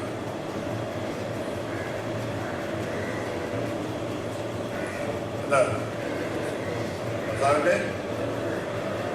ഉയർപ്പ് നേരത്തെ കഴിഞ്ഞു. ഈ എവിടെയോ ഇരുന്ന സമയത്ത് ഉയർപ്പിന്റെ കാര്യങ്ങളൊക്കെ ഓർത്ത് കഴിഞ്ഞു. കർത്താവിന്റെ സ്വർഗാരോഹണം നടന്നത്, ആ സംഭവമൊക്കെ അപ്പോസ്തല പ്രവർത്തികൾ 1-ാം അധ്യായത്തിൽ പറയുന്നുണ്ട്. അപ്പോസ്തല പ്രവർത്തികൾ 1-ാം അധ്യായത്തിൽ പറയുന്നു, ശിഷ്യന്മാരെല്ലാവരും കർത്താവിന്റെ കൂടെ ഉണ്ടായിരുന്നു. അവരെല്ലാം ഒന്നിച്ചിരിക്കുകയാണ്. അതാ കർത്താവ് പറഞ്ഞു, നിങ്ങൾ എൻ്റെ കൂടെ ഈ 3.5 വർഷക്കാലം നടന്നല്ലോ. എന്നോട് കേട്ട എൻ്റെ പിതാവിൻ്റെ വാഗ്ദത്തത്തിനായിട്ട് നിങ്ങൾ കാത്തിരിക്കണം, നിങ്ങൾ വെയിറ്റ് ചെയ്യണം, അതിനുവേണ്ടി കാത്തിരിക്കണം. നിങ്ങൾ കാത്തിരിക്കുകയാണെങ്കിൽ നിങ്ങൾക്ക് പരിശുദ്ധാത്മാവിന്റെ ശക്തി സമൃദ്ധിയായി ലഭിക്കും. നിങ്ങൾ ശക്തി പ്രാപിച്ചിട്ട് യഹൂദയിലും യെരൂശലേമിലും മാത്രമല്ല ലോകത്തിന്റെ കൂടുതൽ വരെ പോയി നിങ്ങൾക്ക് സുവിശേഷം അറിയിക്കാൻ കഴിയുന്നു. അതനുസരിച്ചാണ് അവര് കാത്തിരുന്നത്. കർത്താവിന്റെ മാതാവ്, ദൈവമാതാവ് ഉൾപ്പെടെ 120 പേര് അടങ്ങുന്ന ആദിമസഭയിലെ അംഗങ്ങള് ഒരുമിച്ച് കൂടിയത് കാത്തിരുന്ന ആ അനുഭവമാണ് 2-ാം അധ്യായം 1 മുതൽ 11 വരെയുള്ള വാക്യങ്ങളിൽ നമ്മൾ വായിക്കുന്നത്. അന്ന് പരിശുദ്ധാത്മാവിന്റെ ആവാസം ഉണ്ടായപ്പോൾ കൊടുങ്കാറ്റുണ്ടായി എന്നൊക്കെ പറയുന്നുണ്ട്. പരിശുദ്ധാത്മാവ് ഏത് രൂപത്തിലാണ് അവിടെ പ്രത്യക്ഷനായത്? അഗ്നിനാവുകളുടെ രൂപത്തിലാണ്. അഗ്നിനാവിന് എന്താ അതിന്റെ ഒരു സിഗ്നിഫിക്കൻസ്? എന്താ? ഈ ശിഷ്യന്മാരെല്ലാം ലോകത്തിന് നാനാഭാഗത്ത് പോയി പ്രസംഗിക്കാനുള്ളവരാണ്. അപ്പൊ അവർക്ക് ഈ അഗ്നിനാവ് എന്ന് പറയുന്നത് നമുക്ക് സംസാരിക്കാനുള്ളവയാണ്, അല്ലേ? നമുക്ക് സംസാരിക്കാനുള്ളവയാണ്. ഇവര് ലോകത്തിന്റെ ഏത് നാട്ടിൽ, ഏത് കോണിലേക്ക് ചെന്നാലും ആ നാട്ടിലെ ഭാഷ സംസാരിക്കാനുള്ള കഴിവാണ് അവർക്ക് ലഭിച്ചത്. സംശയം ഉണ്ടെങ്കിൽ അപ്പോസ്തല പ്രവർത്തികൾ 2-ാം അധ്യായം വായിച്ചു നോക്കുക. അവിടെ ക്രേത്യരുണ്ടായിരുന്നു, ഗ്രീക്കിയരുണ്ടായിരുന്നു, അറബികളുണ്ടായിരുന്നു എന്നൊക്കെ പറയുന്നുണ്ട്. നിർഭാഗ്യവശാൽ ഇന്ത്യക്കാരും ഇല്ലായിരുന്നു. അല്ലെങ്കിൽ പറഞ്ഞതിന് മലയാളത്തിൽ മാർത്തോമാശ്ലീഹ ദൈവത്തെ സ്തുതിക്കുന്ന ഞാൻ കേട്ടു. ഇന്നത്തെ മലയാളം അല്ല എന്നുണ്ടായിരുന്നു. അതുകൊണ്ടൊക്കെ ആയിരിക്കും മലയാളികൾ ഇല്ലാഞ്ഞത്. ഒരുപക്ഷെ മലയാളികൾ ഉണ്ടെങ്കിൽ തന്നെ അവരെ ഐഡന്റിഫൈ ചെയ്യാൻ കഴിയാതെ പോയതാകാം എന്ന് ഞാൻ വിചാരിക്കുക. ഏതായാലും മറ്റ് നാടുകളിലുള്ള ഇവര് ചെന്ന് സുവിശേഷം അറിയിക്കേണ്ട നാടുകളിലുള്ള ഭാഷയുടെ നൽവരം അന്ന് പരിശുദ്ധ സ്ത്രീയന്മാർക്ക് ലഭിക്കുകയായിരുന്നു. അതുകൊണ്ടാണ് ഇവര് ലോക നാനാഭാഗത്തേക്ക് പോയപ്പോഴും അവർക്ക് പ്രസംഗിക്കാനും ജനങ്ങളെ കർത്താവായ യേശു ക്രിസ്തുവിനെ കുറിച്ച് പഠിപ്പിക്കാനും വിശ്വാസം പഠിപ്പിക്കാനും വിശ്വാസത്തിൽ ഉറപ്പിച്ചു നിർത്താനും കഴിയും. ഈ ശിഷ്യന്മാരെങ്ങനെയാ ഈ ലോകത്തിന് നാനാഭാഗത്ത് പോയെന്ന് പറയുന്നത്? എങ്ങനെയാ അവര് ഓരോ രാജ്യം തിരഞ്ഞെടുത്തത്? ഓരോരുത്തരും പറയാം ഞാൻ ഇന്ന രാജ്യത്ത് പോകാം എന്നായിരുന്നു. ഒരു ചീട്ടിട്ടു, നറുക്കിട്ടു. അവർ നറുക്കിട്ടെടുത്ത് ഓരോ രാജ്യങ്ങൾ തിരഞ്ഞെടുത്തു. ഇന്ത്യയുടെ നറുക്ക് വീണ ആൾക്കാണ് തോമസ് ലിയ. തോമസ് ലിയ ഉടനെ അടുത്ത ഫ്ലൈറ്റ് കയറി ഇന്ത്യ വന്നു അല്ലേ? ഇല്ലേ? ഇന്ത്യ എന്താ ചെയ്തത്? തോമസ് ലിയ പറഞ്ഞ് എന്റെ മുന്നേ ഈ ഒരു കാര്യം മാത്രം എന്നോട് പറയരുത്. എന്താണെന്ന് അറിയാൻ പറ്റില്ല. അന്നും ഇന്ത്യയെ പറ്റി അവിടെയൊക്കെയുള്ള ധാരണ അത് മോശമായിരുന്നായിരിക്കാം. ഞാൻ ഗൾഫിൽ ചെല്ലുന്ന നാട്ടിൽ അന്ന് അവിടെ സോഷ്യൽ സ്റ്റഡീസ് പഠിപ്പിക്കുന്നത് India is a poor country. കുറച്ച് മര്യാദയായിട്ടാണ് പറയുന്നതെങ്കിലും അന്ന് പഠിപ്പിച്ചുകൊണ്ടിരുന്ന സോഷ്യൽ സ്റ്റഡീസ് ക്ലാസ്സുകളിൽ പഠിപ്പിച്ചുകൊണ്ടിരുന്നത് India is a poor country. ഇന്ത്യക്കാരെന്ന് പറഞ്ഞാൽ അവന് വിലയില്ല. ആ വിലയും നിലയൊക്കെ മാറി ഇന്ന് സ്ഥിതിഗതികളൊക്കെ മാറിയിട്ടുണ്ട്, സത്യമാണ്. എന്നിരുന്നാൽ തന്നെ അന്ന് തോമസ് ലിയയുടെ കാലത്ത് ഇതായിരിക്കും ഒരുപക്ഷെ. തോമസ് ലിയ പറഞ്ഞു ഞാൻ എന്നെ എങ്ങനെ പ്രലോഭിപ്പിച്ചാലും ഞാൻ പോകത്തില്ല. മറ്റു ശിഷ്യന്മാർ പറഞ്ഞു നീ എൻ്റെ അവരോരോരുത്തരും ഓരോ കാര്യം. തോമസ് ലീഹ യെരുശലേം നഗരത്തിന്റെ വിശാലമായിട്ടുള്ള റോഡുകളിലൂടെ ഊടാടി സഞ്ചരിക്കുകയാണ്. ആ സമയത്താണ് മിശിഹാ തമ്പുരാൻ അവിടെ പ്രത്യക്ഷപ്പെടുന്നത്. തോമസ് ലീഹായ്ക്ക് വേറൊരു അവസരത്തിൽ ആദ്യം 3 പ്രാവശ്യം സ്ലീഹന്മാർക്ക് പ്രത്യക്ഷപ്പെട്ട കാര്യം വേദപുസ്തകത്തിലുണ്ട്. ഈ കാര്യം പാരമ്പര്യത്തിലാണുള്ളത്, നമ്മുടെ പാരമ്പര്യ വിശ്വാസത്തിലുള്ളതാണ്. തോമസ് ലീഹായ്ക്ക് പ്രത്യക്ഷനായിട്ട് പറഞ്ഞ തോമായെ നീ ഇങ്ങനെ നടന്നാൽ ഒക്കെയില്ല, നീ എന്താ നിന്നോട് പറഞ്ഞ രാജ്യത്തോട്ട് പോകാനേ? അയ്യോ എൻ്റെ തമ്പുരാനെ, എനിക്ക് വേറെ ഏത് രാജ്യത്താണെങ്കിലും ഞാൻ പൊക്കോളാം. No please. തമ്പുരാൻ പറഞ്ഞു no, you will have to go. നീ തന്നെ പോയി വെക്കുന്നത്. എന്നിട്ട് ഭാരതത്തിൽ എൻ്റെ ഒരു സഭ ഉണ്ടാകണമെന്ന് എൻ്റെ ആഗ്രഹമാണ്. ആ സഭ നിന്നാൽ പ്രതിഷ്ഠിക്കപ്പെടണമെന്ന് എൻ്റെ ആഗ്രഹമാണ്, എൻ്റെ ഇഷ്ടമാണ്. അങ്ങനെയാണ് ആ നിർബന്ധത്തിൻ്റെ പേരിലാണ് ഹാമാനോടെ കടന്നു ചെല്ലുന്നു. മാർത്തോമാ ഭാരതത്തിലേക്ക് വരാൻ ഇടയായതു. ഭാരതത്തിലെ അപ്പോസ്തോലികമായ മലങ്കര ഓർത്തഡോക്സ് സഭ സ്ഥാപിക്കാനിടയായതു എന്നുള്ള സത്യം നമ്മൾ ഓർത്തിരിക്കണം. ഞാൻ ഈ കാര്യം പറഞ്ഞു എന്തിനാണെന്ന് വെച്ചാൽ നമ്മുടെ സഭ സ്ഥാപിക്കാൻ വേണ്ടി കർത്താവായ മിശിഹാ തമ്പുരാൻ എടുത്ത പോലെ വേറെ ലോകത്തിലുള്ള എത്ര പൗരാണിക സഭകളായാൽ പോലും അവയൊന്നും സ്ഥാപിക്കുന്ന കാര്യത്തിൽ കർത്താവിന് പ്രത്യേകമായിട്ടുള്ള ഒരു ഇൻട്രസ്റ്റും ഇല്ലായിരുന്നു എന്നുള്ള സത്യം നമ്മൾ എപ്പോഴും ഓർത്തിരിക്കണം. ഏതായാലും തോമസ് ലീഹ ഭാരതത്തിലേക്ക് കടന്നു വന്ന് സുവിശേഷം അറിയിച്ചു. അതിന് പരിശുദ്ധാത്മാവിന്റെ നിറവ് കിട്ടിയ സന്ദർഭമാണ് കർത്താവിന്റെ ഉയർത്തലിന്റെ നാമം. കർത്താവിന്റെ ഉയർത്തലിന് കഴിഞ്ഞ് പിന്നീടുള്ള ഒരു സന്ദർഭം എന്ന് പറയുന്നത് പടിഞ്ഞാട്ട് കാസായും വിലാസായും എഴുന്നള്ളിച്ചുകൊണ്ട് വരുന്നതാണ്. അതാണ് നമ്മൾ പറയുന്നത് ഇനിയും സംഭവിക്കാനുള്ള കർത്താവിന്റെ രണ്ടാമത്തെ വരവ്. ഇത്രയും കാര്യങ്ങളാണ് വിശുദ്ധ കുർബാനയിൽ നമ്മൾ അനുഷ്ഠിക്കുന്നത്, ഓർക്കുന്നത്. ഈ വിശുദ്ധ കുർബാന പടിഞ്ഞാട്ട് എഴുന്നള്ളിക്കുന്ന അവസരത്തിൽ 2 ശുശ്രൂഷക്കാർ 2 വശങ്ങളിലും എഴുതി പിടിക്കും. ബാക്കി ശുശ്രൂഷക്കാരെന്ത് ചെയ്യും? എന്താ ചെയ്യുന്നത്? 2 ലൈനായിട്ട് 2 സൈഡിൽ നിൽക്കണം, ഫേസ് ടു ഫേസ്, മുഖാമുഖമായിട്ട് 2 സൈഡിൽ നിന്ന് കത്തിച്ച മെഴുതിലുകളുമായിട്ട് നിൽക്കണമെന്നാണ് പറയുന്നത്. പക്ഷെ ചില പള്ളികളിൽ വില കൂടിയ കാർപ്പറ്റാണെങ്കിൽ അത് താഴേക്ക് വീഴാതിരിക്കാൻ സമ്മതിക്കില്ല, അല്ലെങ്കിൽ ആളുകൾ സമ്മതിക്കില്ല. ഇനി മെഴുതിൽ പിടിച്ചില്ലെങ്കിൽ പോലും വളരെ ഭയഭക്തിയോടുകൂടി ആ സന്ദർഭം വിനിയോഗിക്കണം. തോന്നിയ പോലെ കിഴക്കോട്ടോ വടക്കോട്ടോ തെക്കോട്ടോ നോക്കിയിരിക്കാതെ ഈ വിശുദ്ധ രഹസ്യങ്ങൾ വഹിച്ചുകൊണ്ട് കാർമ്മികം നിൽക്കുന്ന ഭാഗത്തേക്ക് നമ്മുടെ കണ്ണുകൾ മാത്രം ദൃഷ്ടി മാത്രം വിട്ടിട്ട് ശരീരം നേരെ നിന്ന് നമ്മൾ നിൽക്കണം. അതാണ് നമ്മുടെ രീതി, നമ്മുടെ പാരമ്പര്യം. നമ്മുടെ തൂക്കുറ്റി വീശുന്നതിനെ പറ്റി എനിക്കൊരു അഭിപ്രായം പറയാനുണ്ട്. നമ്മൾ തൂക്കുറ്റിയെ പറ്റി ചോദിച്ചാൽ 100 ഉത്തരം പറയാം, ആർക്കും പറയാം. നമ്മൾ പല കാര്യങ്ങളും പഠിച്ചിട്ടുണ്ട്. പക്ഷെ ഇന്ന് ഒരു സത്യം ഞാൻ പറയട്ടെ, തൂക്കുറ്റി വീശേണ്ടിയ പോലെ വീശാൻ ഇന്ന് ആർക്കും കഴിയുന്നില്ല. കാരണം വീശിയാൽ അതിലുള്ള 12 മണികൾ കിലുങ്ങുന്നില്ല. 12 മണികൾ അത് കെട്ടിയിട്ടിരിക്കുന്നത് എന്തിനാണെന്ന് ചോദിച്ചോടനെ ഉത്തരം പറഞ്ഞു, 12 അപ്പോസ്തലന്മാരെ ഓർക്കാൻ വേണ്ടിയാണ്. എന്തിനാ പിതാക്കന്മാർ ഈ 12 മണികളൊക്കെ കെട്ടി തൂക്കിയിട്ട്? ചെറിയ മണികളാണെങ്കിൽ അത് കിലുങ്ങാൻ വേണ്ടിയാണ്. എന്തിനാ കിലുങ്ങുന്നത്? കിലുങ്ങാൻ മണിയുടെ കിലുക്കം കേൾക്കാൻ വേണ്ടിയാണോ? അല്ല, കിലുക്കം കേൾക്കാൻ വേണ്ടി മാത്രമല്ല, അതിന് ഒരു അർത്ഥം പിതാക്കന്മാർ ഒരു നിഷ്കർഷം ചെയ്തുകൊണ്ടുണ്ട്. പരിശുദ്ധ സഭയിൽ ഇന്നും പരിശുദ്ധ സ്ത്രീഹന്മാരുടെ ശബ്ദം മുഴങ്ങിക്കൊണ്ടിരിക്കുകയാണെന്ന് സൂചിപ്പിക്കുക. അതുകൊണ്ട് തൂമ്പുകുറ്റി പിടിക്കുമ്പോൾ, ഈ വലതുകരത്തിൽ പിടിക്കുമ്പോൾ, ഈ നമ്മൾ കൈ മടക്കി പിടിച്ചാൽ അത് ഭൂമിക്ക് ലെവലായിരിക്കണം. അത് കഴിഞ്ഞ് വീശാൻ തുടങ്ങുമ്പോൾ കൈ വിറപ്പിക്കുകയും ചെയ്യണം. വിറപ്പിച്ചെങ്കിൽ ഈ മണികൾ കഴിഞ്ഞുള്ളൂ. എന്തോ നിർഭാഗ്യത്താൽ ഇന്ന് എനിക്ക് തോന്നുന്നു ഈ മണികൾ, ഈ തൂമ്പുകുറ്റി ഉണ്ടാക്കുന്നവർക്ക് അറിയാം, ഓർത്തഡോക്സ് അത് മണി കെട്ടി തൂക്കിയിട്ടാൽ മാത്രം മതി, കിങ്ങിയിലൊരു കുഴപ്പമൊന്നുമില്ല. അതുകൊണ്ട് ഇപ്പം കാണുന്ന പുതിയ തൂമ്പുകുറ്റികളിൽ പോലും കിലുക്കം കേൾക്കുന്നില്ല. സത്യം. അതേസമയത്ത് ഇന്ന് ജെറുസലേമിലും ഹോളി ലാൻഡിലും അതുപോലെ തന്നെ മിഡിൽ ഈസ്റ്റിലുള്ള പള്ളികളിൽ ഉപയോഗിക്കുന്ന മണിക്കിലുക്കം എന്ന് പറഞ്ഞാൽ ഇവിടെ കിളിക്കിയാൽ അത് പാലത്തിന് അക്കരെ വരെ കേൾക്കാനുള്ള മണിക്കിലുക്കം. അത്ര ഇമ്പകരമായിട്ടുള്ള ശ്രുതിമധുരമായിട്ടുള്ള മണിക്കിലുക്കമാണ്. ആ പിതാക്കന്മാർ നമുക്ക് കൽപ്പിച്ചു തന്നിട്ടുള്ളത്. അതനുസരിച്ച് നമ്മൾ വീശുന്നത് നമസ്കാര സമയത്ത് നമ്മുടെ കാർമികന് അല്ലെങ്കിൽ വൈദികനെ ഇവിടെ നമസ്കാര മേശയുടെ മുമ്പിൽ നിന്നുകൊണ്ട് നമുക്ക് തൂവ് ഇട്ട് തന്നാൽ തൂവുകുറ്റിയായിട്ട്